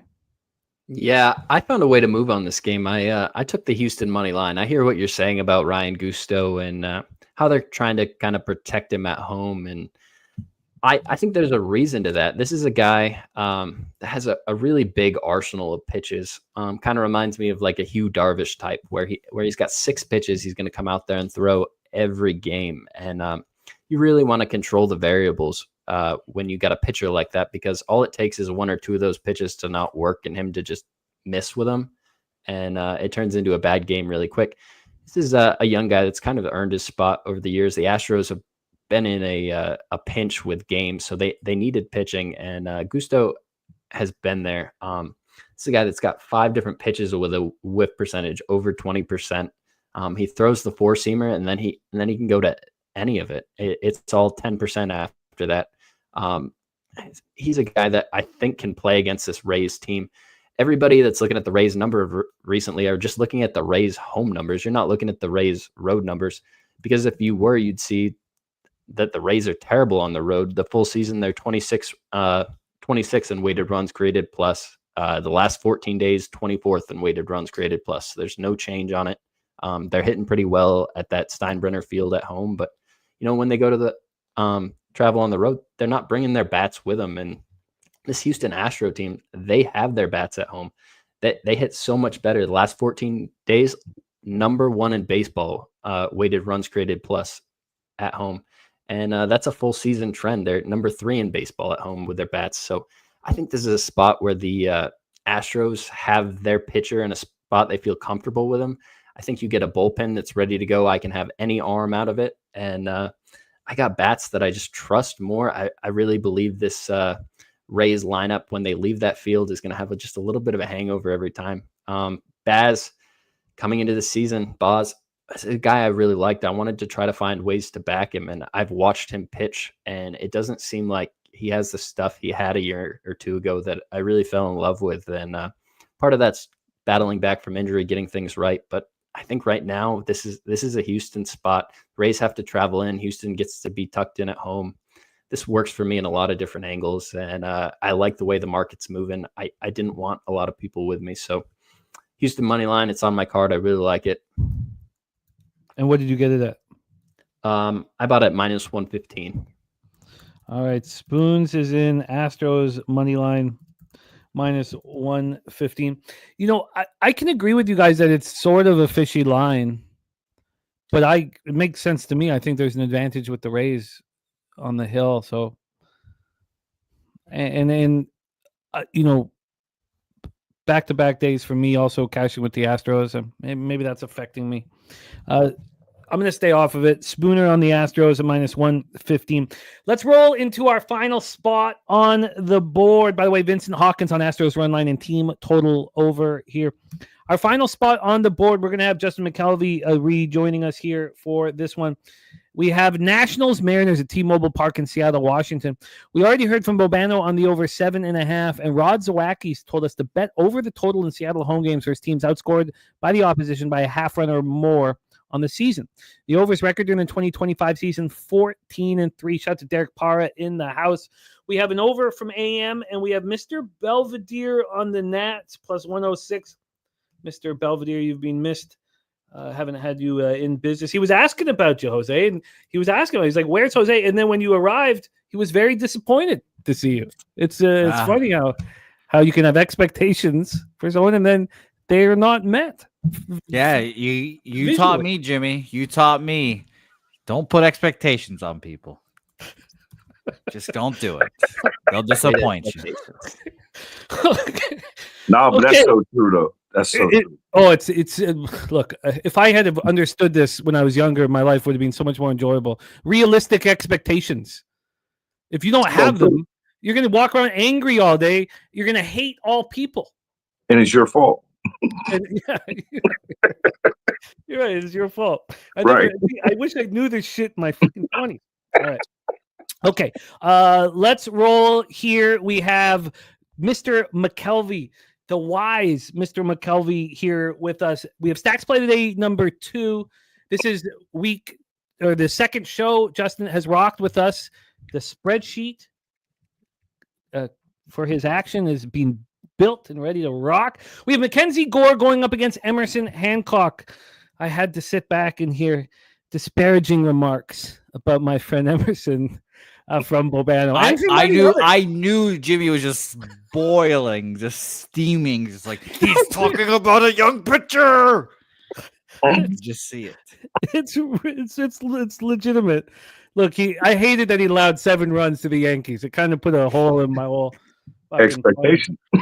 Yes, you're right. I had unrealistic expectations for Mr. Hancock, as our friend Sonny Dollywall calls him Mouthcock, but whatever. Wow. Mackenzie Gore too. He's just trying to get in my head. I'm not gonna. Well, obviously it worked. Well, yeah, it worked. Yeah, it did fucking work. I'm not gonna lie. Mackenzie Gore 2-5, 3.47 ERA, 1.25 WHIP, 62 and a third, 93 Ks, 21 walks, and 8 home runs. I just hear the sweet sounds of our NBA cappers who will be rocking with us here. Darryl Rice and Billy Brisbane. Can't wait to cap that giant basketball game with you guys. So we have Mackenzie Gore. Last start was the thing of beauty. It was the Roop Gore start where Troy Torrance was bullish as I've seen him on the under in that one. And he cashed everything. It was a 4-0 final score. Mackenzie Gore, 6 innings, 2 hits, 1 earned run, 9 Ks, and 3 walks. On the road this year, he's not being very good. 31 2/3, he allowed 40 hits, 15 earned runs. Opponents hitting .310 against him. That great start against the Giants was at home. And he's got the reverse splits that we see from so many lefties right now. It's so wild. 242, 771 OPS, righties 247, 679. Spooner, very quickly, have you ever seen this many reverse splits on lefties in your career? It's definitely a weird start to the season if you look at this, but we got to keep in mind this is just small sample size. If you expand this out, you look at pitchers 3 seasons back, all those reverse splits really disappear. It's just short sample size in my opinion. Sometimes you get the lefties you see are going to be the ones that are best at hitting lefties. So when they do what they're supposed to do, it skews the numbers and it doesn't really look right. Most of the time, pitchers aren't adding anything significant over the offseason that changes what they can do versus the same side of the plate. And I try not to make a big deal about it, but I mean, it is definitely worth noting. It is. It's just, it comes out of left field a little bit, and almost perfect work for nonplussed, but you do need the extra S, Nasty Nate. But you're on the way. You're on the way. All I care about is you're on the way here using nonplussed. It's a very helpful word. Hancock, last start, a quality start at the Astros. Didn't walk a batter. Allowed 3 earned runs over 6 innings, 9 hits. At home, though, as Bobano was mentioning, 16 earned runs over 11 2/3, 24 hits. I mean, opponents hitting 421 against them. But again, sample size. Lefties hitting them hard, 319, 969. Righties, 338, 56. Nats versus righties, 239, 707 OPS. Mariners versus lefties, 264, 760. Don't look now. They are raking, absolutely raking. And then we have the Nats bullpen, 4.88 ERA, 1.43 WHIP. Mariners bullpen, 3.22 ERA, 1.32 WHIP. Beautiful weather we've had out west right now. So let's take a look. We'll have Spooner give us Ballpark Pals a breakdown here, but let's pull up the Swish numbers here. We have the 63 Fahrenheit, feels like 59, 7.2 miles per hour in, dies down at 5.4 miles per hour. From a line history standpoint, we have a 7.5. It's minus 109 to the under. This, it just moved to the over. It moved 8 minutes ago. It's now minus 105 to the under and minus 107 to the over. So there we go. And then on the money line here, we have the Mariners at minus 112. They opened up at minus 104. So we've had 8 cents of movement towards Emerson. And when we get to the cash flow, 68% of tickets, 79% of the cash on Mr. Hancock, 70% of tickets, 93% of cash on the under. Stacks play of the day number 2. Justin, take it away. That's funny, Deacon Mike. But I'm on Stacks play today number 2. I'm on the Seattle Mariners. I got it at minus 108. I'm not as bullish on Hancock as Jimmy, but I am in this spot at home. If you go back, he only got blasted by the Yankees and the Tigers. Nationals not them. They just won 9-0 yesterday. Give me Hancock at home. Stacks play today number 2. Mariners -108 when I bet it. Posted it on Twitter at like 7:30 this morning. I'm interested in joining you on this one. Very interested in joining you. Spooner, take it away. We have Nationals, Mariners, and T-Mobile. Yeah, so I got to ask everybody right here on the board. You see Washington Nationals, Seattle Mariners. You see Hancock and Mackenzie Gore. And this opens as a pick'em.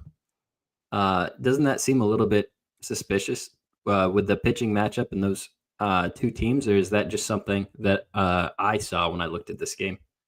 If you ask me real quick, my fault. You Justin Jimmy? No, Zach, you answer he first. wants it from us. Let's hear it, Justin. Well, if you ask me, I think it's only because the books don't respect Hancock. Only Jimmy does.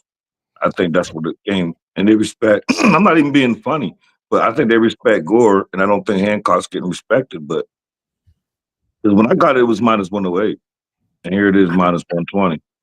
I was kind of thinking that the Nationals would be favored with Gore on the mound, with especially what you're saying about Hancock, because like the general public does not want to back this guy, Jose. I think that Mackenzie Gore has been lined as a really good pitcher all year. That's why, mainly. And first 5 wise, I was looking to see just now if first 5 any cheaper to bet or more expensive to bet than the Nationals here. I haven't gotten all the way there yet. I was looking at the line movement here for the totals because I thought maybe I'm going to move on a first 5 here. But yeah, -130 of first 5 for the Nationals. 30 cents different at 365. What do you get? Holy shit. It's 30 cents different. Yeah, I was thinking first 5 under in this personally, or just an under, because I don't want to bet the Nationals bullpen. But it feels like it should just take the Nationals first 5 here. Mackenzie Gore continuing to be a dog. I'm not going to disparage Emerson Hancock's name and good character because I don't want to cause a rift between me and my father. But I will say the worries here, Seattle's 6th best, 124 weighted runs created plus against lefties this month. Full season, they're 8th. And against righties here, Washington here is 22nd for this month, and full season they are 18th at 102.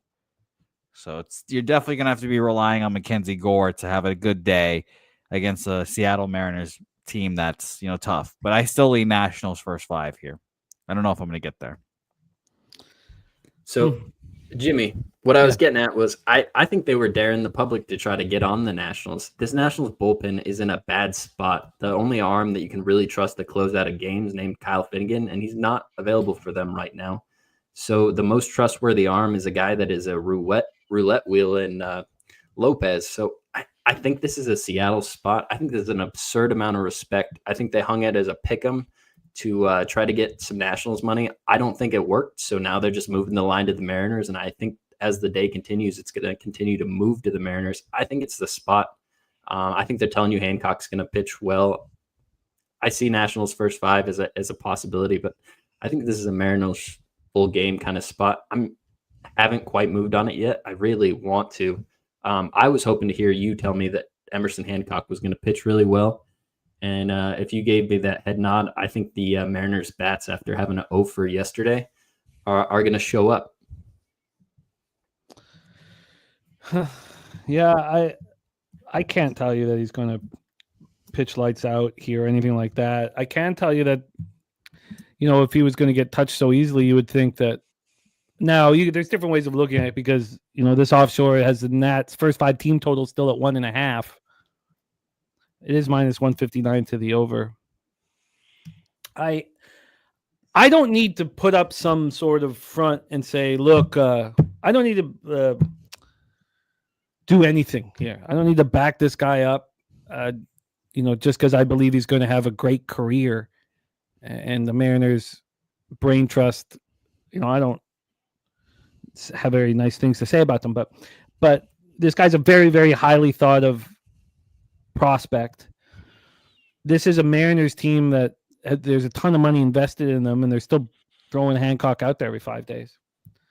I think the best thing for me in my sanity is to not do anything here, but I agree it's a fishy line. I think obviously TJ being bullish on Mackenzie Gore and the not even bullish on Mackenzie Gore, but one, he thinks Mackenzie Gore is he can easily carve up the Mariners, even though the Mariners are hitting 264, 760 OPS versus lefties last 30 days. But his belief that they're going to get to Hancock, and then but Ron Crawford spreadsheet play today on Seattle. I really want to get there with Ron and Stacks here. I think they're on the right side of this. Like I said, I haven't pulled the trigger yet. If I do, I'll tweet it out later. I think Seattle's the play in this game. That being said, I got to get out of here, guys. I hope you have a great afternoon.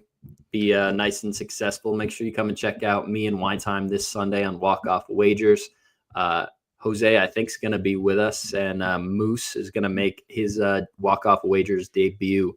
It's going to be another great show. I was really happy with how this Sunday went undefeated. Did lose my home run prop, so not quite undefeated, but it was a great show. It's always great getting to work with you, Jimmy, Jose, Stacks, Bobano, if you're still out there. Hope everyone has a winning day. As always, gamble responsibly. Much love to our guy, Mr. Morgan Spooner. I'll pop his X handle in the chat. That island that you're talking about, TJ, is full of people, fucking garbage, orgies. There's not one person on the Mariners' first 5, not one fucking person. On the corner of Stacks and Spreadsheet Boulevard, I like that. I like that a lot. Well, fuck you both, because I'm gonna bet officially Nationals first 5 minus 130. You and Perky on the wrong side. Well, we'll find out tomorrow, Justin. Okay. I know you'll be here. I know. Well, it's an exciting one. We have Johnny K on the Nats money line. We have Lex Steele on the Nats race to 3 and the Nats team total over. We have AM on the over. AM says over smash. We have SBK on the Nats first 5. We have Philly Eagle Flyer on the Nats first 5. But Ron Crawford and Stacks both on the other side. Amber Hart also on the Seattle Mariners. So nothing for me at this point. But you're right, TJ, that the Nats first 5 Seattle full game would work here. Wow. I did not. Jeez, Von Polo. God. Okay, I'm going to reach out and get more information on that. Look at that. Von Polo says, my brother won the Newcomer Award in the horse racing industry. Jesus, that's huge. Congratulations to the fam. And I'm going to copy and paste that. I'll reach out and get more information on that. Stacks, my man, thank you for coming on live with us. And we are not the only show that you're doing live. Please let everybody know where they can find you. Now, I love that everybody can find you here on Pub Sports Radio, but let's bet it. Tell us about tell us. Did I hit that right? Yeah. Okay. Yeah, let's bet it. we do shows like right now. We're like in limbo. GLB's him and his wife or girlfriend getting ready to have a baby, and Dom's he got a whole bunch. I'm the only one who don't actually punch the clock, but we try to post. I did a shorty the other day, my first shorty, cashed it, loved it. But yeah, it's let's bet it, and for real, y'all can find me on Pub Sports more than anything. That's where I be at. I have Twitter. I post on Twitter. I don't know my Twitter. Dabby made me do that shit. I'm happy. We're all happy that you're on here. Yeah. So, but I think it's J McKelvey 1387 now. I'm pretty sure that's what it's at. Yeah, I'm gonna pop that right here in the chat. So hit the link. Pub Sports. That's where I'm at. Respect, my man. Thank you for your time. Any last words for the Cappers supporting the show? No, thanks for having me. Respect. There he is. Justin McKelie, Stacks play of the day. I got it copied and pasted, Von Polo. Congratulations, man. That's so exciting. All right. Mr. Bouquett, do you want to review your MLB action for us? Yep, 2 bets. Cross sport parlay. I'm in my head. It's the friends and family parlay with you again, Jimmy, to run it back here. Blue Jays, Dallas Stars, plus 187 today, and the Washington Nationals first 5 money line minus 130. My plays for the day. So I'm excited to see it. It's going to be a fun one. Yeah, it's going to be very, very enjoyable here. We have our. I meant to get our guy Spooner to go over his action. Let's just review Morgan's action here very quickly as well. And we have the 2 stacks plays of the day. Number 1 is going on right now, but number 2 is the Seattle Mariners. And for our guy Spooner, Phillies -1. That's in game 1 here of the double dip. But Astros money line, A's and Blue Jays first 5 under 4.5. And we think that he will be moving on the Mariners here shortly. And it's time to talk basketball. Man, we got some beauty opportunities here. Jose will be joining us back for our race. Let's race camels. Man, I miss them camels. Let's bring on our star of Thursdays here on Betting with the Bag, ready to attack this Pacers-Knicks game. We missed him last week. He's had hard luck in the playoffs, and last show he was with us was the same sort of thing where his cap was so bang on, but he wasn't rewarded the way he should have been rewarded. 2 weeks ago, he gave us the Nuggets money line plus 155, which cashed. He gave us a Brown over 1.5 threes, which cashed. But he also gave us Aaron Gordon props. The Nuggets destroyed the Thunder, and Aaron Gordon just no-showed in that game. So he lost over 1.5 threes and over 6.5 points. He deserved a better fate. Please welcome from Los Angeles, California, our guy, Mr. Darryl Rice. Darryl, what's good, man? How are you? Yo, what up, Jay? What up, man? Good to see you again, brother. Peace and love to you. Peace and love to everybody in the chat, man. It's good to be back. It is really good to be back talking ball with you. How are you? I'm good. Last night was extremely frustrating. I just don't. Doesn't matter how long I do this. I don't handle certain situations well. Mm-hmm. And I did not handle. There was like an hour and a half there where I was very upset. Watching the results come in, and then overall, baseball was really strong, and overall, it's not that bad of a day, and I got to remember that and just not let the shit get to me. But it really got to me last night. But we can fix all this, Darryl, with you back in business here with us, and we are a 3-headed monster here today.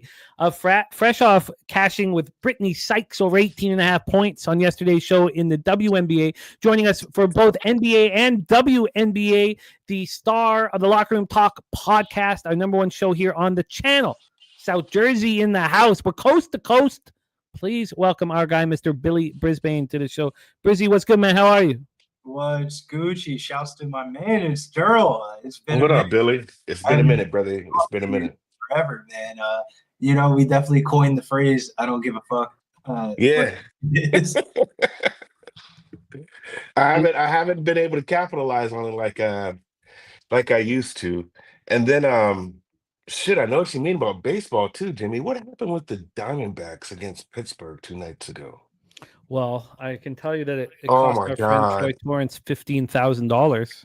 Oh yeah, I put the farm on that game. I don't know what the hell's going on with the Cubs right now and the Rockies. Like, I've been outlining those games because the Rockies are just complete ass. And it doesn't matter, man. It doesn't matter what I do, man.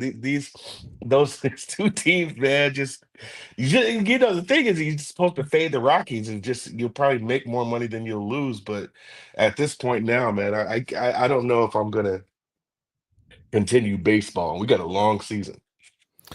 Yeah, you can't let the weight of the baseball analytics and study bring you down.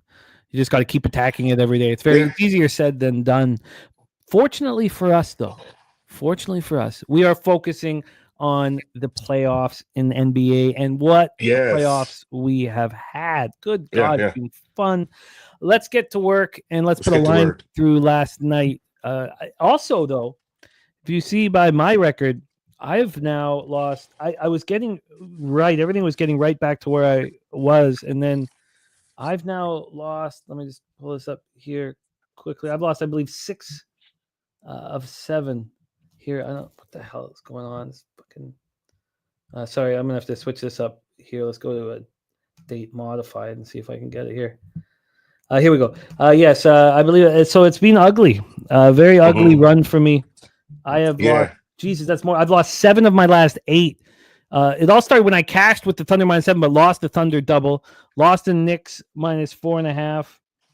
And then cash with the Thunder -8, and then Knicks double, Knicks -6 lost, Thunder -3, they won by 2, and then Timberwolves first half +5, and Edwards over 27.5 points. So, and I'm not going to let it get to me. I want to attack. Another thing, though, that you guys have been mentioning is on these closeout games, when a series could be closed out by the favorite at home, expecting that to be an Operation Garcia spot.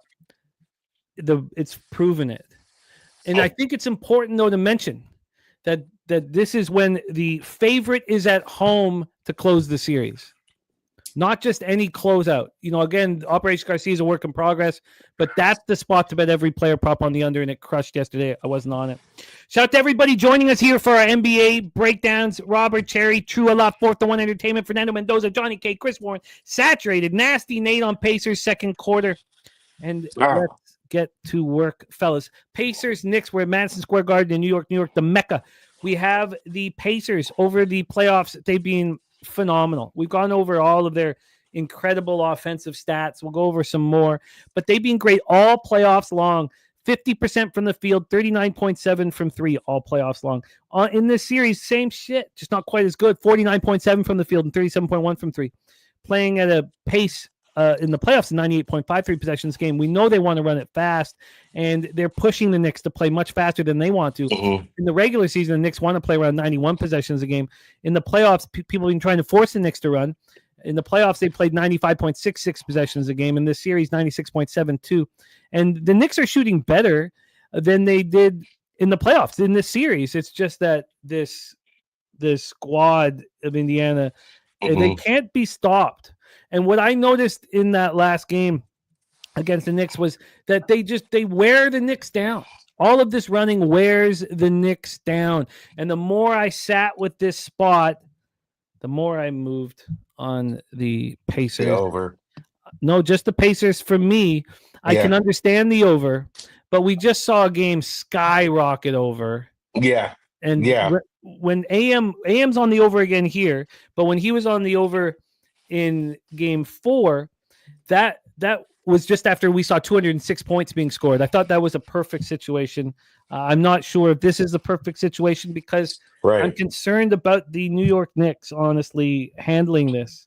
So let's take a look at the line history, the cash flow, and then set a quick table up for our guys here. We have one NBA game to attack, and then Brizzy will stick around with me for the WNBA.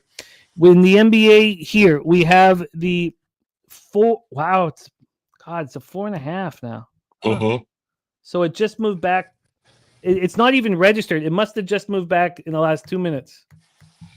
So the line opened at what? Opened at 5, then dropped down to 4, and now we're back at 4. No, it opened up 4.5 and it moved to 5. Okay.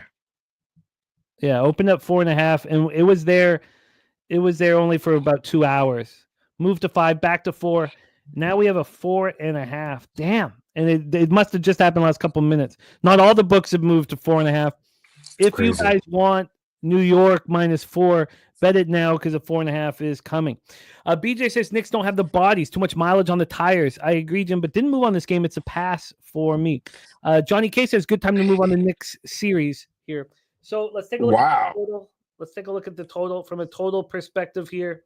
We have a 224 now. Wow, this is climbing.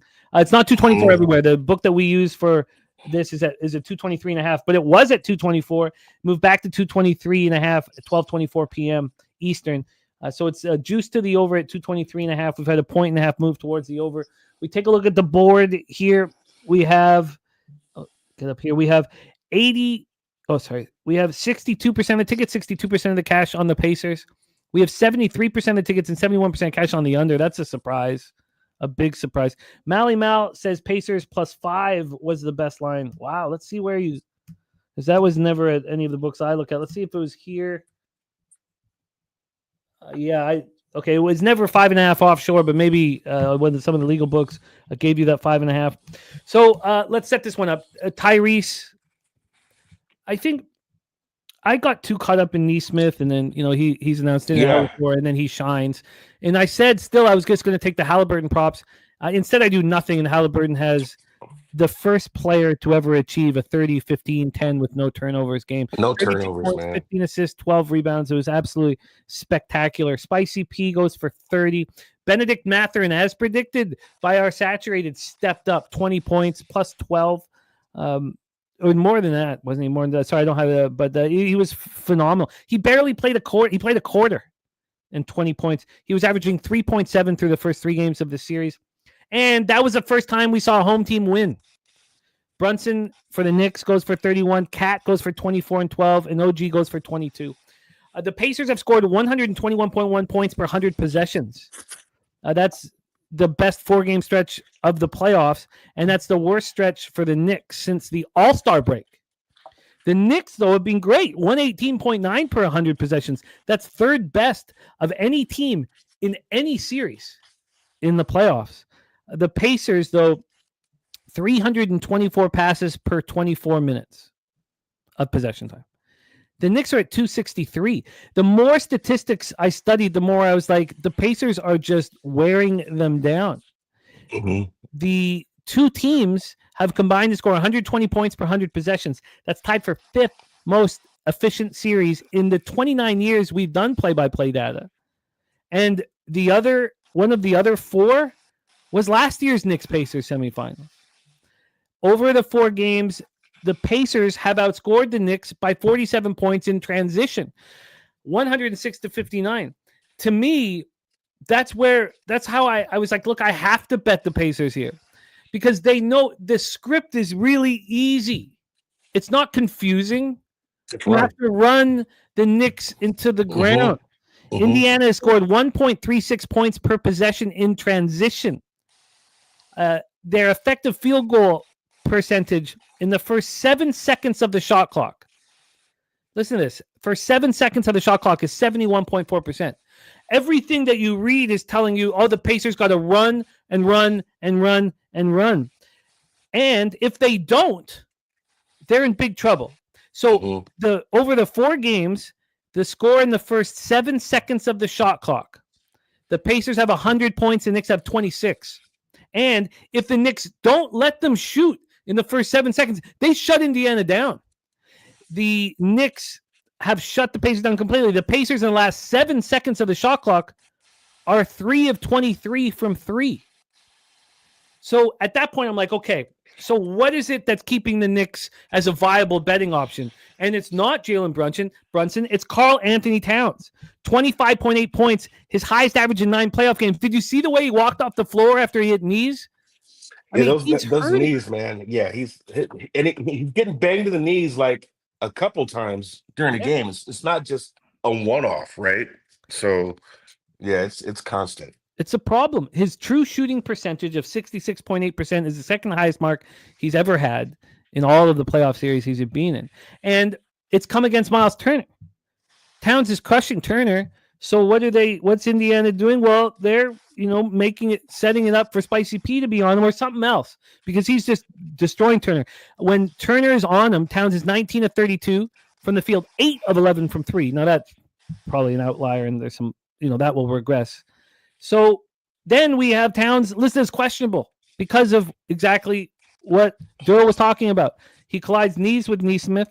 He's injured his knee in each of the past 2 games. It looked like he was in pain. He was hobbling at the end of the game. And then the Pacers have won 6 straight road playoffs. And where do you want to close out a series on your way to the NBA Finals? In Indiana, in Indianapolis, or in New York City? Did you see the clip of Halliburton after the last game in New York with all those women coming out of the car he was in? It looked like a clown car. It was women everywhere. 8 women come out, and then Hallie strolls out. They want to finish the series here in New York City. Absolutely. I am on the Pacers +4. I guess I should have waited. I'm hoping to see a 3.5. Surprised it's 4.5 here, but it is what it is. Here we go. Darryl, Take it away, Pacers, Knicks. Okay, let's talk this out because this is where I get caught up, and maybe it's paralysis by analysis. So there's a couple of things I want to look at, and I want your opinion on it. Straight up, in the first quarter, these teams are 2-2, right? The Knicks won the first two by 2 points straight up, and then the Pacers have won the last two. The last game, man, that first quarter was damn near 80 points. And I look at the first quarter, and I've just been following it. When I look at this first quarter, you get a total of 55. Juiced to the under. You're paying a quarter for the under, you're paying a nickel for the over. And we got a total of 55. I'm trying to understand that. Because if you're going to follow the same formula in which you've just said, Jimmy, which is to run, how does this not get to 60, 62 points? I don't get it. So I've been a little paranoid because when I look at those numbers and when I see something heavily juiced to the under, that's telling me the books know for sure this is staying under 55. And when we're talking 55, we're talking what, 27 to 28? Something like that, right? So I just don't see why this number doesn't hit 58, 59, 60 points based on our last body of work. But then when I look at where these lines are at minus 105 and minus 125, I get a little nervous. Anybody have an answer for that? When I see a line that makes absolutely no sense to me, it also, when it doesn't make sense, it doesn't correlate. Like I want to bet a certain side, but it's such a mysterious number that makes no sense. I don't bet it. Yeah. Okay. I don't bet it. I mean, it makes no sense. Why would the books be doing that? So I watch cappers that believe it even more. Believe that they trust their numbers and they trust their numbers over the books. So I'm gonna leave that alone because where I did see maybe some value here is in the first half over. So first half last game was 113. We got this at 109, but we've got the regular 10 cents that we've got to pay for that number. Just looking at the season average for these two teams, you're looking at 114 points. They're both averaging about 57 points per half, right? In the first half, rather. Last three, those numbers have just gone out the roof, only because of the last game and then the game before that. So if I'm going to play this, the first play I'm going to make here is the Pacers first half, that game over 109. I like that play. And there's nothing really fishy about that number to me.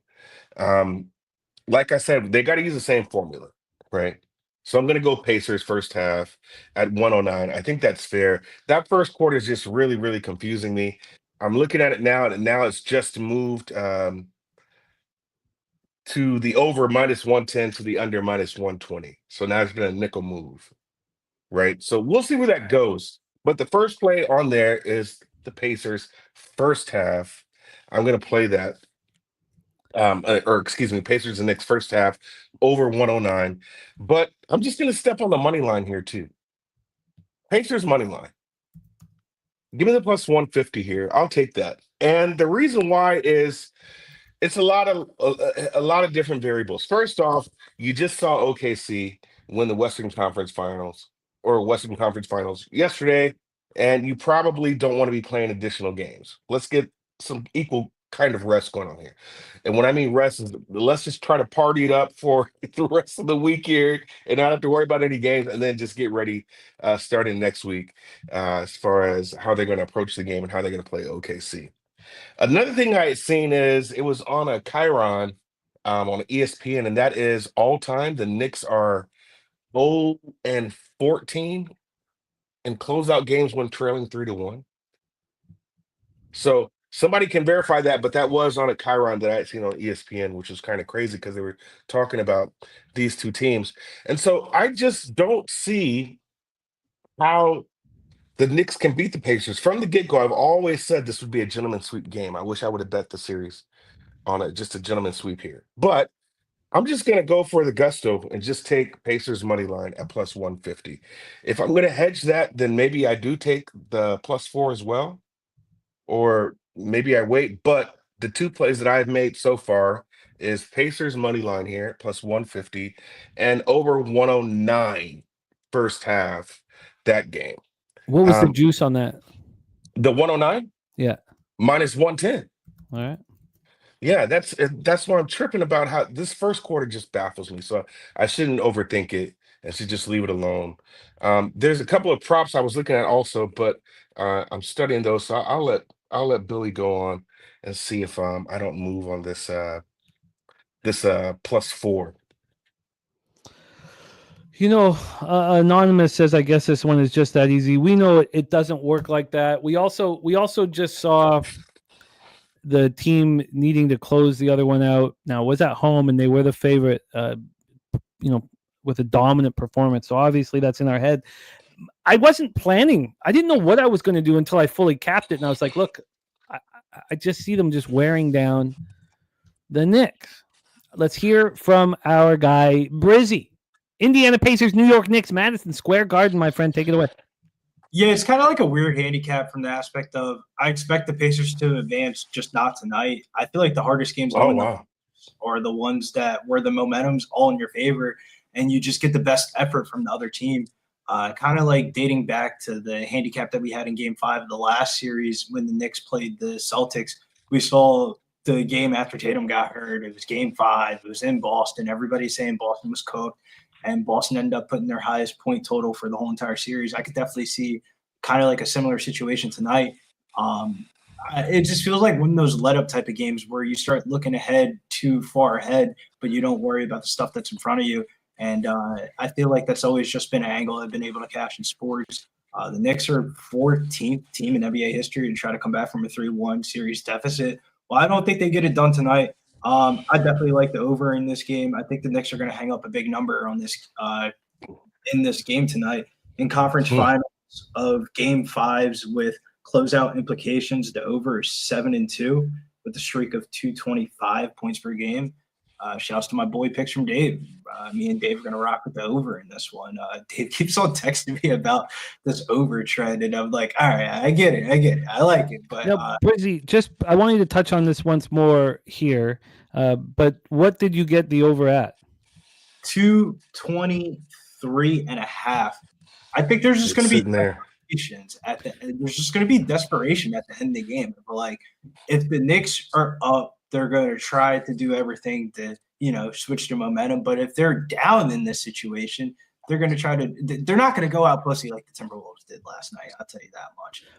New York's going to definitely try to do everything in their best effort to win the game. If they're be successful with it or not, I don't know, but I'm going to take the over, and I'm going to take this Jalen Brunson prop over 30.5 points, plus 130 at FanDuel. He's been averaging 2.3 field goal attempts per game.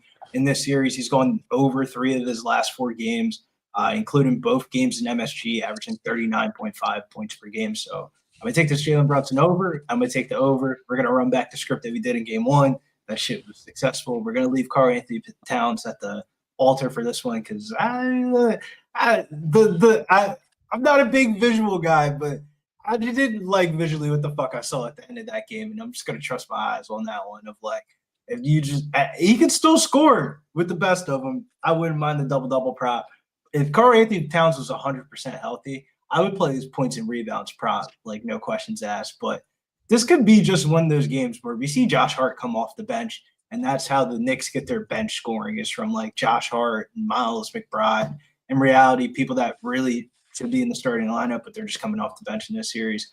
I like the over. If you like the Knicks, I think you could chase some plus money with the double result here of like if the Knicks are going to win this game, they're going to have to not get smoked in the first half or just smoked in the game in general. The one game that they did win, they were down by 20 plus points, and that would seem like a common theory in the Celtics series. So I would imagine the conversation in the locker room tonight from a Tom Thibodeau perspective is we have to get off to a hot start. And I can definitely see the Knicks double result cashing that plus 100. A couple things here. AM saying no dog in the fight, but Pacers are extremely public and books giving them points seems like bait. Anonymous agreeing 100%. 62% of the tickets, 62% of the cash is not extremely public to me. So I don't, you don't think so? Not 62, no. But I do use 60 as my. If you're over 60%, you're public. Extremely public is not 60-40 to me.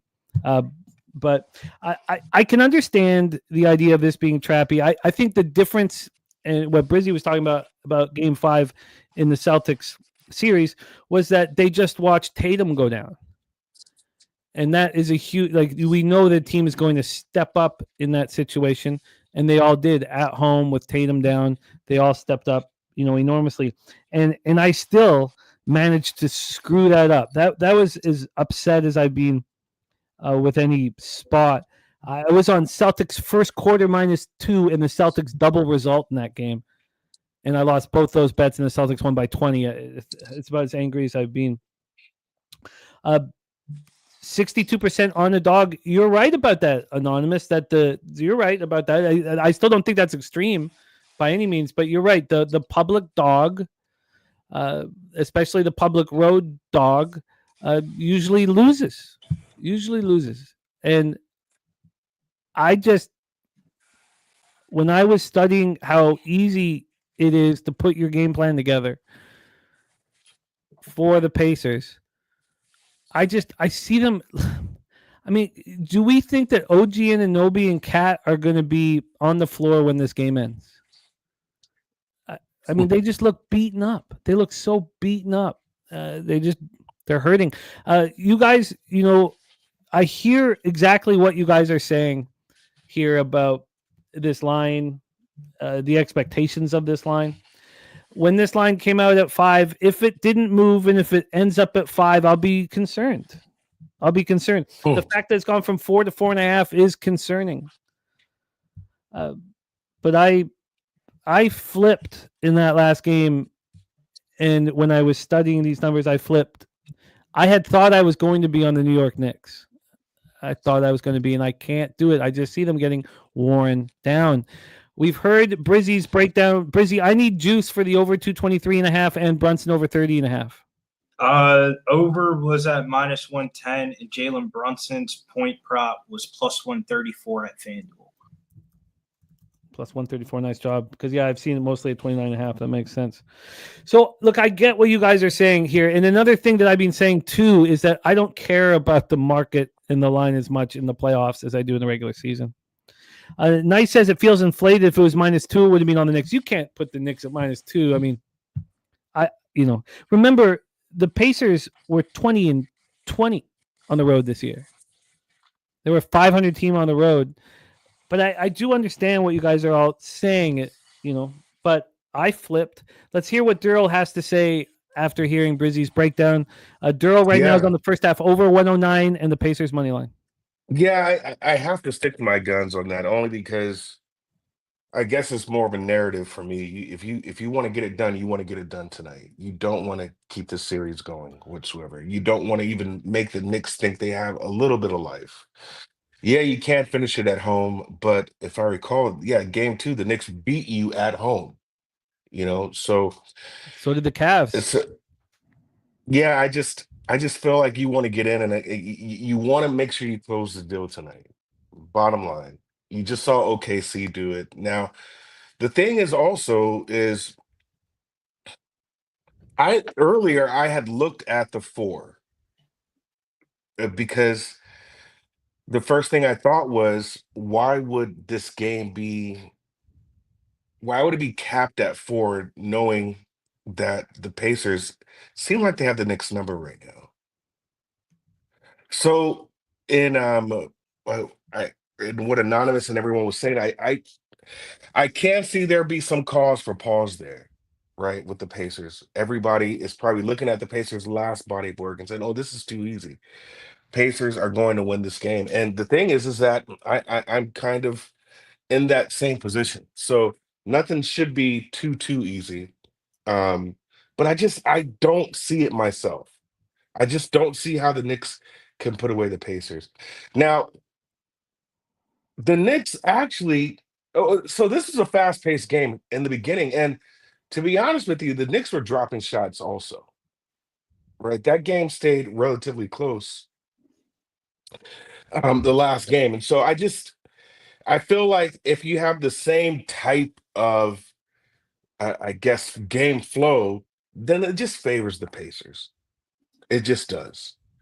Um, but another prop I was looking at, I did like Briz's angle of just looking at Jalen Brunson because he's got to go off, especially if Towns is kind of hurt. But I'm just going to go back to the well also with Josh Hart double. I got that at 225. I played that, and I feel like there's some value in it now. And I feel like even with Mitchell Robinson, Billy, you might know, but even when Mitchell started, right, it seemed like I kind of felt like Tibbs abandoned that whole game plan really early on within the game, right? Like he started Mitchell Robinson, right? I remember also there was some commentary talking about, oh, this is barbecue chicken for the Pacers because if you show this type of late type of adjustment, opposing teams think, okay, there's some type of chink in the armor there, right? So I feel like that Mitchell Robinson to start and Josh Hart coming off the bench, I feel like that didn't last long at all.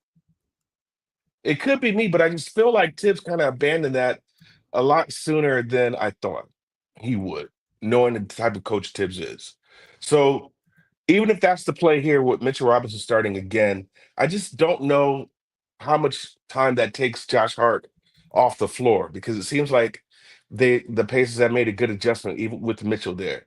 Because Mitchell is a board getter, but he's not like some true scorer, right? He's just another big body that's going to get you boards and get some fouls. And that when they asked Josh Hart about the situation, he asked Tibbs to come off the bench. It wasn't like Tibbs benched him. Right. So it's like, like when you ask to come off the bench, you kind of want to play with a little bit more swagger. Josh Hart's gone over his PRA line 13 out of his last 18 games. His 3-point prop, though, is sitting at -140 at Bet365. He's going over his 3-point prop. Yeah, I saw that too. So he just needs to make 1-3, right? Yeah, 1-3. I mean, I wouldn't mind at all. Yeah, I saw that. I just for mine it's at -159. That's where I'm seeing that because I was looking at that too. Even Obi Toppin to make a 3. I mean that seems like that's going to work out. Also, his points are at 6.5. But I think that you do have enough here for Josh Hart to at least give you a double because he's still getting boards. He's still getting now. His assists are trash right now, but he's still going to get you to his points and his boards. I'm going that route. I probably should move on his PRA also. Let's see. 23.5 at mine. That's split. Okay, so this is the way I'll attack it. Josh Hart double at plus 225. And I'll pause. I'll probably make that play. Let me just look into it. I thought the rebound prop was a good price at 8.5. We saw Josh Hart be at 9.5 in the beginning of the series. He went over, and then the bookies moved it to 9.5 at juice money, and then he started coming off the bench, and then they bumped it down to 8.5. So if you're betting Josh Hart's rebound prop, you are getting a suppressed value compared to where it's been at for the rest of the series. Just because he's coming off the bench, they're pricing him as he's coming off the bench, but he's still playing starters minutes. Like his minutes aren't changing at all. He's handled everything extremely well. He was discussing the meetings that took place. Like he just seems like a team player here. Well, DiVincenzo come off the bench in college. I mean, those national championship teams, Dante DiVincenzo find his way to sneak into the lottery coming off the bench. He probably remembers back of those Villanova times where it was just next man up. Let's just get a win. And I definitely think the Knicks are going to play inspired tonight. Of like, even if you like the Pacers, I throw a little bit of chicken on the over tonight. Of like, there's multiple ways this over can hit tonight. Yeah, and that the Knicks' health is the total to me. If Cat is good to go, which we assume he likely will be, if OG is fine throughout the game, then the points will go up. Look, I'm nervous about this spot. I'm not sitting here like with a ton of confidence. I'm with you, Jay. I'm with you, man. I'm with you. But I bet it, and I'll allow myself the opportunity to move live on it. But I'm not adding anything other than that Pacers +4, and I was really hoping it'd be a 3.5 here, not moving to a 4.5. So we'll see how it bangs out. Let's review action here. We have for Darryl, first half over 109 -110. Pacers money line at +150 and Hart double +225. For Brizzy, we have the over 223.5. We have Brunson over 30.5 points at +134, going for a big score there. And I am on the Pacers +4 flat. At the time, it was 2 cents more expensive if I sent it in, which I did at -110. I could have got it betted at -108, but that is that. Brizzy going to rock with me here for WNBA, and I can't wait for that. Darryl, my man, thank you for your time, angles, energy. Thank you, man. We love capping with you, my friend. Please support Darryl Rice on X at It's Darryl. Please support our guy. If you don't follow him already, please follow him right now. I'm going to pop his X handle in the chat. Darryl, any last words for the cappers supporting the show, my man? No, man. Let's have a day, man. Let's have a day. I need to turn this around. So I hope and pray that you guys get all your bets in and that you guys win them. Outright win them. Unless you're on the other side of me, then I can't do that. But yeah, man. Another day. Billy, Jimmy, good to see you guys. Peace and love, man. I'll talk to y'all next week. Respect. Saturated says, bless you, Father Darryl. Brizzy, let's get to work. You are on your way here of fixing your early season hole. I still need to as well. Brizzy, that total got up to 168 yesterday, and I was like, this is too far, and I bet the under. So I'm thankful because you were absolutely right, as you often are. You were absolutely right about questioning. I don't think there was a question about. I think Indiana's fine, without Caitlin Clark. Honestly, I just think that Washington Mystics are more than the sum of their parts, and they're a good basketball team. Play Sydney Colson 30 fucking minutes and have the bitch score 4 points. I hate to call her a bitch, but 30 points playing point guard 4 minutes at 4 points, 30 minutes. At that point, just bench her. Look, it was still, you nailed it. And I climbed out of a hole with the under. So, and I didn't bet the Fever live because I had you in my head and I could have easily lost more money. There was a point where it got to +8.5. Which would have, but I was going to get in. I was going to get in anything over 5, and I was like, don't bother. So I didn't. And Dougie wise, if you're talking about the Knicks Pacers game, if you want the over, you better. If you're on the over, you better hope that the Knicks come to play and are healthy and roll. And if they are, then you'll cash it easily. That's the only concern is that. They let go or they're banged up or something like that. Also, when AM was bullish on it in game 4, it was following a game where there was 206 points. The total had gone from, 223 and 224 down to 221 and was dropping. And that is there's a vividness bias. And now we have recency bias. Now we have the recency bias on the over because how many points were scored? 275? So, I can understand the numbers are telling us that the over, if you just trust the numbers, the over is a play. If you fear the zigzag nature of the playoffs, then the under might, would be part of that. And I don't like going into this gimmick stuff like the zigzag. So, but but the numbers tell us that the over is in play. Brizzy, let's get to work. You are fresh off cashing your Brittany Sykes player prop over 18.5. She went for 21 last night. Let's get to work. Golden State Valkyries at New York Liberty here. Jennifer in the house says Washington Mystics play New York Liberty next after beating the Indiana Fever. So if I like Washington Mystics chances to cover against New York Liberty, then this game is crucial to you, Jennifer. I will be in attendance for that game. We are going down to Washington, D.C. to go watch the Mystics play. I got to see this team play in person at least one time. That's dope. I love DC. It's such an underrated city, such a great city. So here we go. We have the Valkyries at New York Liberty. I have this great fear that I fucked this all up. I have this great fear that I did after talking about the Celtics in Game 5 against the Knicks.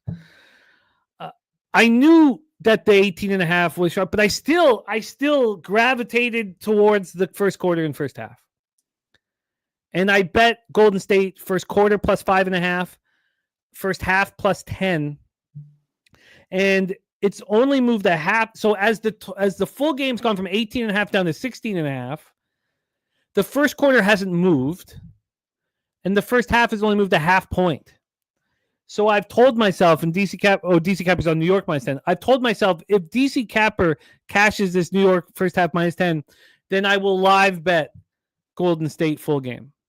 And that's the only way I can kind of fix that. I might in college basketball, my ROI in a 12 to 20 dog on the first half is much higher than it is full game. WNBA is different. And I'm concerned.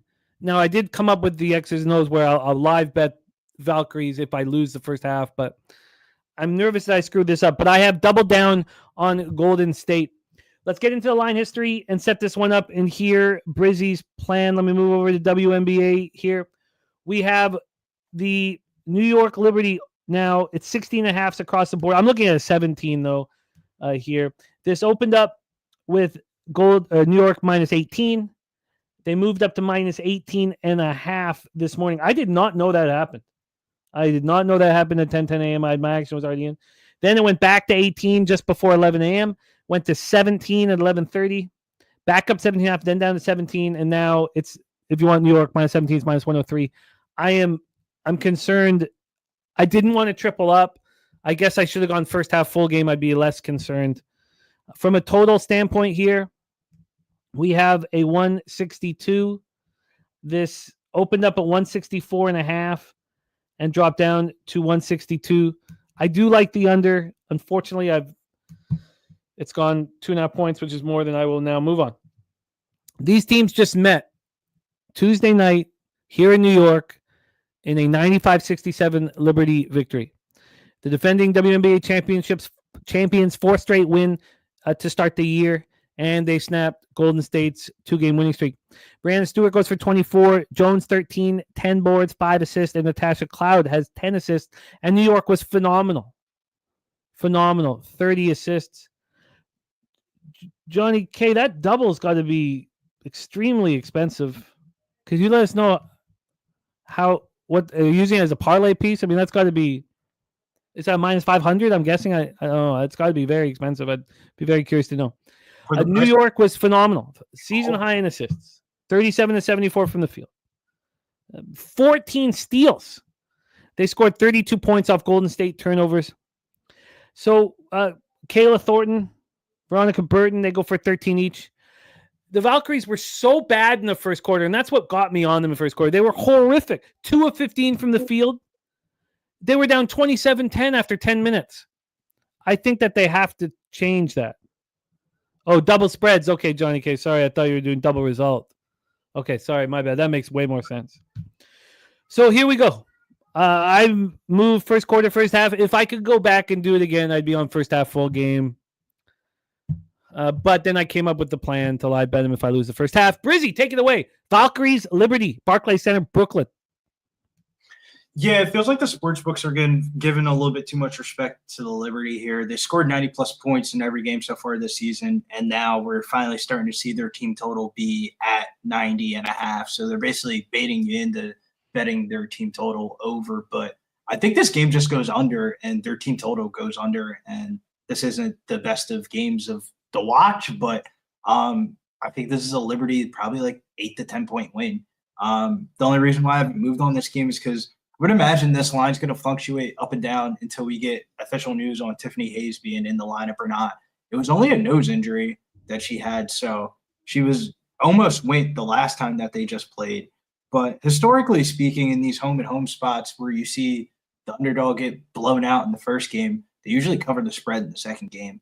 But I feel like the injury news is also moving the line of like Valkyries with Tiffany Hayes in and out of the lineup. It's like a different team, and Tiffany Hayes suits up tonight. I could definitely see a backdoor cover. She's out. Probably just going to stay off this game. Live bet the under. That makes sense. I'd like to be on the under, but as the 2.5 point move, I mean, the only reason why I took the under yesterday was because there was a 9 point move to the over, and then it went back. I think it closed around 166 or 165.5, so it did go down. So what, my man? That was crazy. That went to 168.5. I was like, what the fuck? Like, I didn't catch the 168.5. I catched the 168. Like, it just dropped that point. But I was like, this is ridiculous. Like, it doesn't make sense to me. And it closed at once. They scored 160 points. So it's wildly interesting. Mally Mouse says Liberty hit 90 last 4 or 5. Yeah, I mean, we only care about the last 4, right? Because it's this year. But they've won 8 straight regular season games, and I don't even really care about that stat. Look, they look phenomenal. And, we use the term familiarity breeds contempt. I would like to have bet the under when I had the first opportunity. I didn't. That's fine. I'm with you, though, Brizzy. If I have a live bet plan with this game that I think you can make money on, and I hope to do that. That plan, of course, is if I lose the first half, I'm going to bet Valkyries live. If Golden State jumps out and plays great in the first quarter, I'll be interested in betting their team total under at the end of the first. Things of that nature. If there's a very high scoring first quarter, I'll be interested from both teams. I'll be interested in betting a live under. I'll be watching very closely. This game pops off at 7 p.m. Eastern. Let's move on to game 2, Brizzy. Let's move on to game 2. We have Dallas Wings at Chicago Sky, Wintrust Arena in Chicago, Illinois. And the Sky are getting the lines moving in their direction so fast that I just let it go. I told myself if this is going to keep going, then I guess you could just bet the money line. There was a +3 yesterday, then a +2.5, then a +2, then a +1.5. Now it's a pick 'em at some books or a +1. Just a huge move towards the Chicago Sky. You touched on this yesterday. Paige Becker stepping up against Connecticut Sun. She's a UConn star, and they're coming off their first win of the season, 109-87 at Connecticut on Tuesday. Snaps their 4-game losing streak. The Sky come off their 4th straight loss to start the year, and I talked about them getting better in each game. We talked about it a lot. They lost by 35 at Indiana. They lost by 25 at home in New York. They lost by 13 at the Sparks. Then they lose by 5 at the Mercury 2 nights ago. The market is screaming the Chicago Sky are the bet. Are we going to get any pushback at any point? Because I could have gotten in on the 2, and now I'm beating myself up because it was 3 yesterday when Brizzy talked about this game. This total is a 172.5. It is juiced to the over. This has come up from 169.5. So we've gone up 3 points here in this one. And then from a cash flow standpoint, we have 66% of the tickets on Chicago and 94% of the cash. We have 53% of tickets on the over and 55% of cash on the under. Brizzy, a huge move by the market, by the books on the Chicago Sky. Do you agree with it? And what's your thoughts? I actually do agree with it. I think the Sky are going to pick up their first game of the first win of the season here. I thought the inspired effort in the Mercury game in the last one was a good sign to see. And it wasn't more of like a random performance or anything like that. It was just they played their starters fucking the minutes that they should play. It was the first time all the starters scored in double digits this year. And I feel like the matchup advantage of which matchup advantage will come out to play more of the Chicago Sky. I feel like people are starting to realize their front court in this matchup is way better than the Dallas Wings, and that's where their advantage is. But the backcourt of the Wings, I would give them an advantage over the Sky, but that's more of like youth versus experience. But I think the front court of Cardoza and Angel Reese is going to give the Dallas Wings problem. We always talk about Angel Reese and the rebound prop, but the only reason why she's grabbing so many rebounds is because she plays next to the tallest girl in the fucking WNBA. Like Camila Cardoza is a fucking Brazilian giant. Played at South Carolina for Dawn Staley and the crew, but she fucked up her shoulder last year, so it kind of messed up her rookie season a little bit. But she's been off and running here. I took her over 17.5 points and rebounds. The new coach has finally given her an uptick of minutes. She's gone over points and rebounds line in 2 straight games, 18 and 25 points and rebounds. Great post matchup here where 27% of her points come from. I feel like a lot of people are going to be tempted to bet Angel Reese's bounce back game and the double-double prop and stuff like that. And while I don't mind that, I just don't want to be betting 13.5 rebounds on a female basketball player. I remember Angel Reese's rebound prop was like 9.5, 10.5 last year, and we're taking over on it. It's just going too far in one direction. But I think the Camila Cardoza prop hasn't. That line opened up at 6.5. You're seeing that rebound prop sit at 7.5 now. I think Cardoza's the advantage in the front court is going to be huge. Of like the Dallas Wings have a combination of Melissa Smith, who can't find herself anywhere in the league anymore, Tiara McCowan, who looks like she's about to be a one-way exit out the door here, Kalani Brown, and Misha Hines-Allen, who was like a bench role player for the Mystics last year. Like, the front court advantage is too far for me not to think that the Sky pick up their first win. But this is home and home, where the next game that Chicago Sky play will be at Dallas on Saturday. So it could be one of those spots where I think that they win one of those 2 games. I think they have a better chance of winning this one than the one on Saturday in Dallas. The only thing that I would say is if you like the Sky, you can even attack this first quarter wise, where you saw the GM of the team was talking about how he was very disappointed in the start of the season. All the players are saying the same exact things in the shoot around and stuff like that. I definitely think you see the Sky come off to a hot start, whatever a hot start for them is I guess them not getting blown out by 20 points in the first quarter.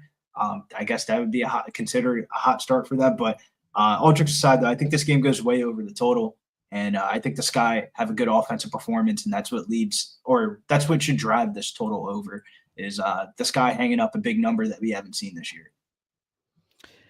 You know, I guess when it comes down to it, if the Wings win on a last-second shot, and I'll take the L, but the difference between like a plus 110 and a minus 110 is not that big of a difference. So I'm going to move on the Sky full game. Jerry Davis on the other side, he's on Dallas, says I think they're young and hungry, not going to let down. BJ says Sky are clearly the play based on everything. Yeah, frustrating. We talked about this game yesterday. I should have been able to put it together. And I was hoping that there might be a little bit of buyback. Jennifer loving the over 2 and under when they go back to Dallas. That's a great way of looking. I love the home and home opportunity for us gamblers. So, Brizzy, what are we making official for you? Camila Cardoza here, 17.5 points and rebounds, minus 130. And I feel like you could just live bet the Sky at some point throughout this game. I would imagine both of these teams are going to go plus money. Like it's the WNBA live lines. The WNBA live lines are like a wild west market of like you can get whatever number you want. Fun. So Cardozo over 17.5 points and rebounds. That's minus 130. Minus 130 at FanDuel. Don't mind the Angel Reese 25.5 points and rebounds. It's just like 13.5 rebounds is pretty wild. Like if you're betting 13.5 rebounds, I would imagine you should just put together a same game parlay ticket of like Angel Reese, double, and the Sky to win. And that would probably get you the plus money that you're looking for. Excellent work, Brizzy, my man. We have Cardozo over 17 points and rebounds in game game 2. He's staying off of game 1. And the Locker Room Talk podcast in effect. It'll be our showcase video for most of the week. Check it out. And also support Brizzy on X. Brizzy, tell us a little bit about the big live stream on Saturday. Yeah, big live stream on Saturday this weekend. UFC Vegas 107. Aaron Cold-Blooded Blanchfield representing the state of New Jersey, taking on Macy, the future barber, who thought she was going to be the youngest champion in the UFC. And the time's clicking, Macy. About 26 now. So the main event this weekend should be a banger. And we got Cage Warriors popping off right before it. So make sure you follow me over at Getting Bills over on X and Billy Briz DFS over on IG. You're the man, Brizzy. Thank you for all of your time and hard work. Support our guy, Brizzy, and get that cash. All right, it is time to race. Imagine that Jose will be back with us here very shortly. I did just get a message from Spooner. He is backing the Phillies again in game 2. He's on the Phillies again in game 2. That is his official pick. Here he'll be tweeting it out. We'll use that for his record. Jose Bouquett ready to rejoin the show, and we are going to race for $50. Jose, how are you? Good. Good. Why don't we get to the race here, see who can add $50 American to their bankroll, and then we will review all action and put a bow on the day's proceedings. Thank you to all of our gold members. It's enormous. We have enormous thanks for you guys supporting our channel. How many gold members do we have, Jose? 74 gold members. Shout out to all you guys. A Nasty Nate cashing Philly first 5. Jennifer saying, are you doing a CFL season preview? That is a good question. That is a very good question. Maybe we'll just maybe with Bobano on Thursday we'll just do a full season preview instead. Thank you for mentioning. I'm gonna copy and paste that, Jennifer, and I'll figure that out. We had a monster year in CFL. It was just massive. We made a lot of money. So the double results in the CFL were monstrous this past year. And I don't, things won't be the same as last year. They changed a ton, AM. They changed a ton. And there've been very, very interesting changes. I'll think on that, Jennifer. And thank you for caring about the Canadian Football League. Again, we made so much money on it that people started caring. And also for you guys who have not capped it, there's only 9 teams in the league. It's pretty easy to get, set and figure out how to get paid. And 20 years ago, I would do full Vegas trips on one CFL game. We'd go down for one game, like for just a must-smash CFL game.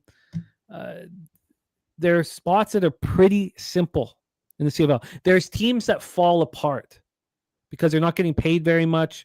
The coaches, there's in flux, and there's teams that fall apart and they just get destroyed week after week. So we'll be tagging. We won't spend so much time that you guys get annoyed, but we're gonna cap it. And we're gonna get paid on it. We are racing the Kentucky Derby time. Yes, this time, and we're not even using horses.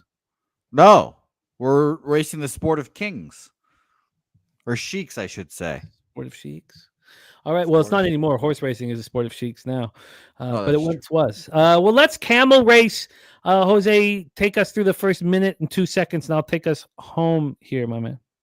Let's go. Indeed. We've got a loaded pack here today, including 2 camels that shoot out to the front named Dabby Cab and Jose Bouquett. Big O Ken Wood come out to the lead here, as well as NJ Striker AM at the bottom of your screen, fighting Jeff Slaughter pushing up there, and Chosen One as a steady as the sands of time up there at the top of the screen. Helga making his or her push to the top of the pack here, and here comes Rude Boy. Now the question people are asking, where is Nasty Nate? And there he is at the top of the screen, pushing for the lead. Nasty Nate leading for the first time in God knows how long. Helga, Julian Cesario, and a nut flush mare or camel, I should say, up here, Jimmy. Is this Nasty Nate's time? Sadly, it doesn't look like it will be, but it was very fun watching him climb up there. Dutch Boy Fresh now in the league. I can't believe you called your wife a man. Tron, big team over there as well. That's where we stand. Nutflush Allen trying to get back in. Here comes Rez Mob moving forwardly. Rez Mob's camel wants to get involved. We got Randall Sheffield on the inside trying to make headway. Ryan Kozlowski. Jarek White making a power move. Jarek White making a power move into the lead. We're coming down to our final few furlongs. These camels won action. And Kelly McInnes, a rare sign. Oh, Kelly McInnes moving back as well. We're coming down to the final 15 seconds, and Chase J making a power move. This camel is flying. Look at this camel go. Chase J trying to come home with it. We have 7 seconds left. Nobody good. Oh, here comes Frank. Here comes Mr. Bitches and others. And it is Old E. Wow. Taking that money right out of Frank C's coffer. Yeah, wow. Mr. Bitches. Wow. Old E. Couldn't have gone to a better guy. Old E getting paid, a great supporter of the channel. Congratulations, Old E. Put that 50 in the bankroll and get that cash. Put it on the Dallas Stars, man. Put it on the Dallas Stars. Yeah, let's get some friends and family money today, huh? That was a great race. Yes. Yes, the Blue Jays were good to us. I think I'm going to move on the Blue Jays here as well. Let's do a review of all action. Thank you guys all for the support. And congratulations to our friend Old E, now $50 richer. Let's roll here. We have Stacks, play day number 1 is Braves. Team total over 3.5. And I hear they're threatening. Are they threatening? Let's move over here. 3-2 and 2 runners on. Oh, that's strikeout. Shouldn't have said that. All right, but still 3-2. There's hope. Jimmy, I have to leave here real quick. My dog sounds like she's about to shit her pants. I can hear her stomach bubbling from here, so I will be right back. But if I'm not back before, I'm assuming I'm going to be back. I can put a bow on it. Don't worry, my friend. Okay, but I'll probably be back. But I'll be back. And shout out to all you guys, Nasty Nate. But yes, my dog is about to shit her pants. Yeah, we heard it the first time, and nothing was left to the imagination.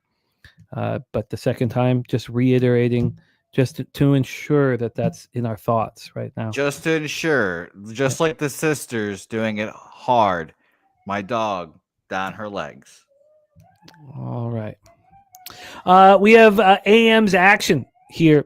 Live with the first game over in Braves Phillies. That third run by the Braves would be very important. Braves Phillies game 2. He's on the over 7.5. He's on the over 8.5 in A's Jays. He's on the under 8.5 in Rays Astros. The over 7.5 in Nats Mariners. The over 22.5 in Pacers Knicks, and the over 5.5 in Oilers Stars. Pig Milk play today is the Nuge. Ryan Nugent Hopkins shots on goal over 2.5. BJ's NHL best bet Dallas Stars money line. We also have Billy Free to give us a bonus. I think it's down here as well. But I will grab it here. LJ from H-Town, Trill OG play today is Rays Astros over 8.5. David Redling, Phillies first 5 in game 1. He cashed that. And under in first 3, cash that. Dave Redling, great start today. Mally Mal, under in both Philly games. Astros money line and the over in the Liberty game. And he's on the Sky and over Liberty spread Sky and over 168.5, and the Oilers under 5.5. Billy Friedrich also gave us a 3-leg shots on goal same game parlay. Draisaitl, Rantanen, and Ryan Nugent Hopkins for all to have over 1.5 shots on goal at plus 128. 9 Legacy gave us the Pacers, the Rays, the A's first 5, and the over in first 5 team total over in Washington. Okay, sorry. Let me do this again. Pacers money line. Tampa Bay Rays money line, Athletics first 5 team total over, and Washington Nationals money line. There we go. Oz B taking Evander Kane over 2.5 shots, and Oz B now a member of Pub Sports Radio. Thank you. Spenny Penny Bombs give us Bouchard goal plus 550 and Heiskanen goal plus 600 with the Oilers money line. Phil the Kill give us Matt Olson 2 or more bases or over 1.5 bases in the Rays game. Fap Win gave us some horse racing action. I will bet this. Could use a little horse racing action. We are 9 days away from the Belmont. The Belmont? Oh, it's going to be fun. I cannot wait for that. And here we got Fap Win giving us Vanilla Cream in Charlestown Race 3 at 4-1. Saturated gave us Cat rebounds, Brunson points, Hallie points and assists. Neesmith points and rebounds. Turner points, Hart rebounds. That's what he's looking at. And Robert Cherry on the Oilers money line and the under 6. Bobano hammered the game tonight. Oilers money line, Oilers on the puck line, and the Stars on the puck line, both -1.5. There haven't been very many overtime games and close games in the playoffs. So he's got +268 on the Oilers, +202 on the Stars. Corey Perry goal, +375. Marchment goal, +425. Nuge, a point, -140. The over 5.5, -130. The third period over 2, -135. And the empty net, +110. Ron Crawford, NHL play of the day is the Dallas Stars. I am on the Dallas Stars.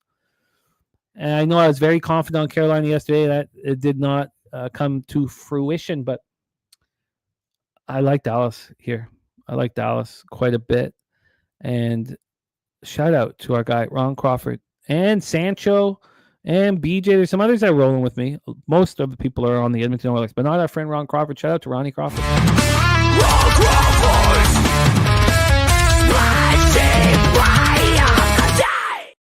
Saturated also crafting parlays on the Discord as well. Please support the Discord. I'm going to be a part of it as well.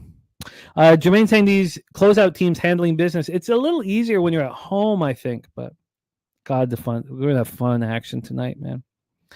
In Major League Baseball, stayed off of game 1. Didn't have to, but is what it is. We have the only spot. I'm looking at the Jays and Mariners. I don't know if I get to the Mariners, but I may. The problem is I got TJ in my ear. Maybe I should just leave that alone and only be on the Jays. Spooner on that first 5 under 4.5. Spooner also on the Astros. And Ronnie Crawford baseball spreadsheet play day is the Mariners. Bobano's on the over 7.5. AM's on that over 7.5. Mr. Belvedere's on the Nationals. And Rod Zwacky gave us a really nice edge angle for the over in that game as well. In NBA, Darryl, first half over 109. Pacers money line, Hart double-double. Brizzy over 223.5. Brunson over 30.5. I'm on the Pacers +4. And then I'm on the Valkyries first quarter, first half +5.5 and +10 respectively. And if I lose the first half, I'm going to be closely watching that one for live action. And then we had Brizzy give us Cardoza over 17.5 points and rebounds. I'm going to bet this guy right now. And that is our show for today. Thank you guys so much. Jermaine, Saturated. Mr. Jason Meyer, the Eldorado custodian. Fat win. Fernando Mendoza, great job on game 1. Fernando, my man. Jerry Davis, Samit, the nuke worker. What a great group we have here. Thank you. Just my 2 cents. Big show picks, stars of the Locker Room Talk podcast. Please support the Locker Room Talk podcast. Christopher Comentini, AM, thank you. Fat Wally, thank you, my man. Jennifer, thank you. All of you guys, truly thank you for your support. We have nothing without you guys. So, Coin, thank you guys. Now it's time to go get that cash. Our UFC contest is live right now at pubsportsradio.com. Please support the contest. $100 up for grabs. And on behalf of all of us at Pub Sports Radio, thank you for the support. Go out there and get that cash. Leche a los bookmakers. And I got my Jermaine O'Neal jersey on. I bought this when he got traded to the Raptors. There was like maybe a few months where this was the dopest jersey in the city. Because of Jermaine O'Neal's play, that went away pretty quickly. Thank you guys for your support. Go out there and get that motherfucking cash. Roll that shit. Light that shit. Smoke it. Yo. Pub Sports Radio's the crew, that's a fact. We all about bread, making bank accounts fat. Who the hell is that? LJ from the H. I stack green like Boston. Shout out to Nasty Nate. From down south, where we ride on clouds. From down south, where we ride on clouds. From down south, where we ride on clouds. From down south, where we ride on clouds. Pub Sports Radio's the crew, that's a fact. We all about bread, making bank accounts fat. Who the hell is that? LJ from the H. I stat green like Boston, shout out to Nasty Nate. From down south, where we ride on slab. 420 highway smoking with that boy Gabby Cat. Fly out to Denver for the Nugget fans so we can smoke out J Money, cause you know that's our mans. Us against the bookies, put money in our pockets. Fly out to Vegas, meet up with Ski Crockett. Hit the sports books, we got money to stack. Can't forget them college picks with that boy Connor Mack. Call up Dutch boy, cause you know we stay fresh. What's the strain of the day, homie? Watch the daily sesh. Roll up a paper plane, light up a sparkly. If I need a strikeout prop, we gon' holler at Sharpie. Cross over to the West Coast and holler at fam. If we talking NBA, I got to hit, try, wham. Always tapping in, money's what we trust. If I need a team total, gotta hit nut plus, cause I'm Bishop of Bay. Smoking straight to the chest. Gotta fly out to the Beta, homie, moose money bets. From Brooks to West, cash checks what we do. Cause I'm who banging with Bogs and the OG Raccoon. If we need it under, I gotta hit no nose. If I ladder my prop, I gotta holler Big Show. Now we back to the East Coast for Nicky Fish tanks. We watching UFC, keeping money in the bank. Die Hard and Danny Betts and the whole damn crew. Nick's the only guy I know can drink a brew by his shoe, but hey, that's what he do. It is what it is. I can't forget that Jersey boy, that homie Billy Brisbane. If I need an ice pick, I go to Ontario, holler my ice guy, Ian Bobano. And if I need some advice in trying to cash, tune into Peter Loshak and Jimmy the Bad. And hit that like button, make sure that you smash it. The famous words of razor sharp picks, cash it. I'm on my poker shit, stacking my chips. If we ever lose a bet, man, we never gon' trip. Cause I'm Mike Knight M, pimp slap player of the day. Ron Crawford spreadsheet, what more can you say? It's how we stay paid each and every day. Can't forget about the producer, say hey Jose. Tell your mother, your father, your son and your daughter, cause nothing's going down without the Don Jeff Slaughter. All you low baggers, hold it down in the chat. If you missed all that, the remix will be back. Yeah.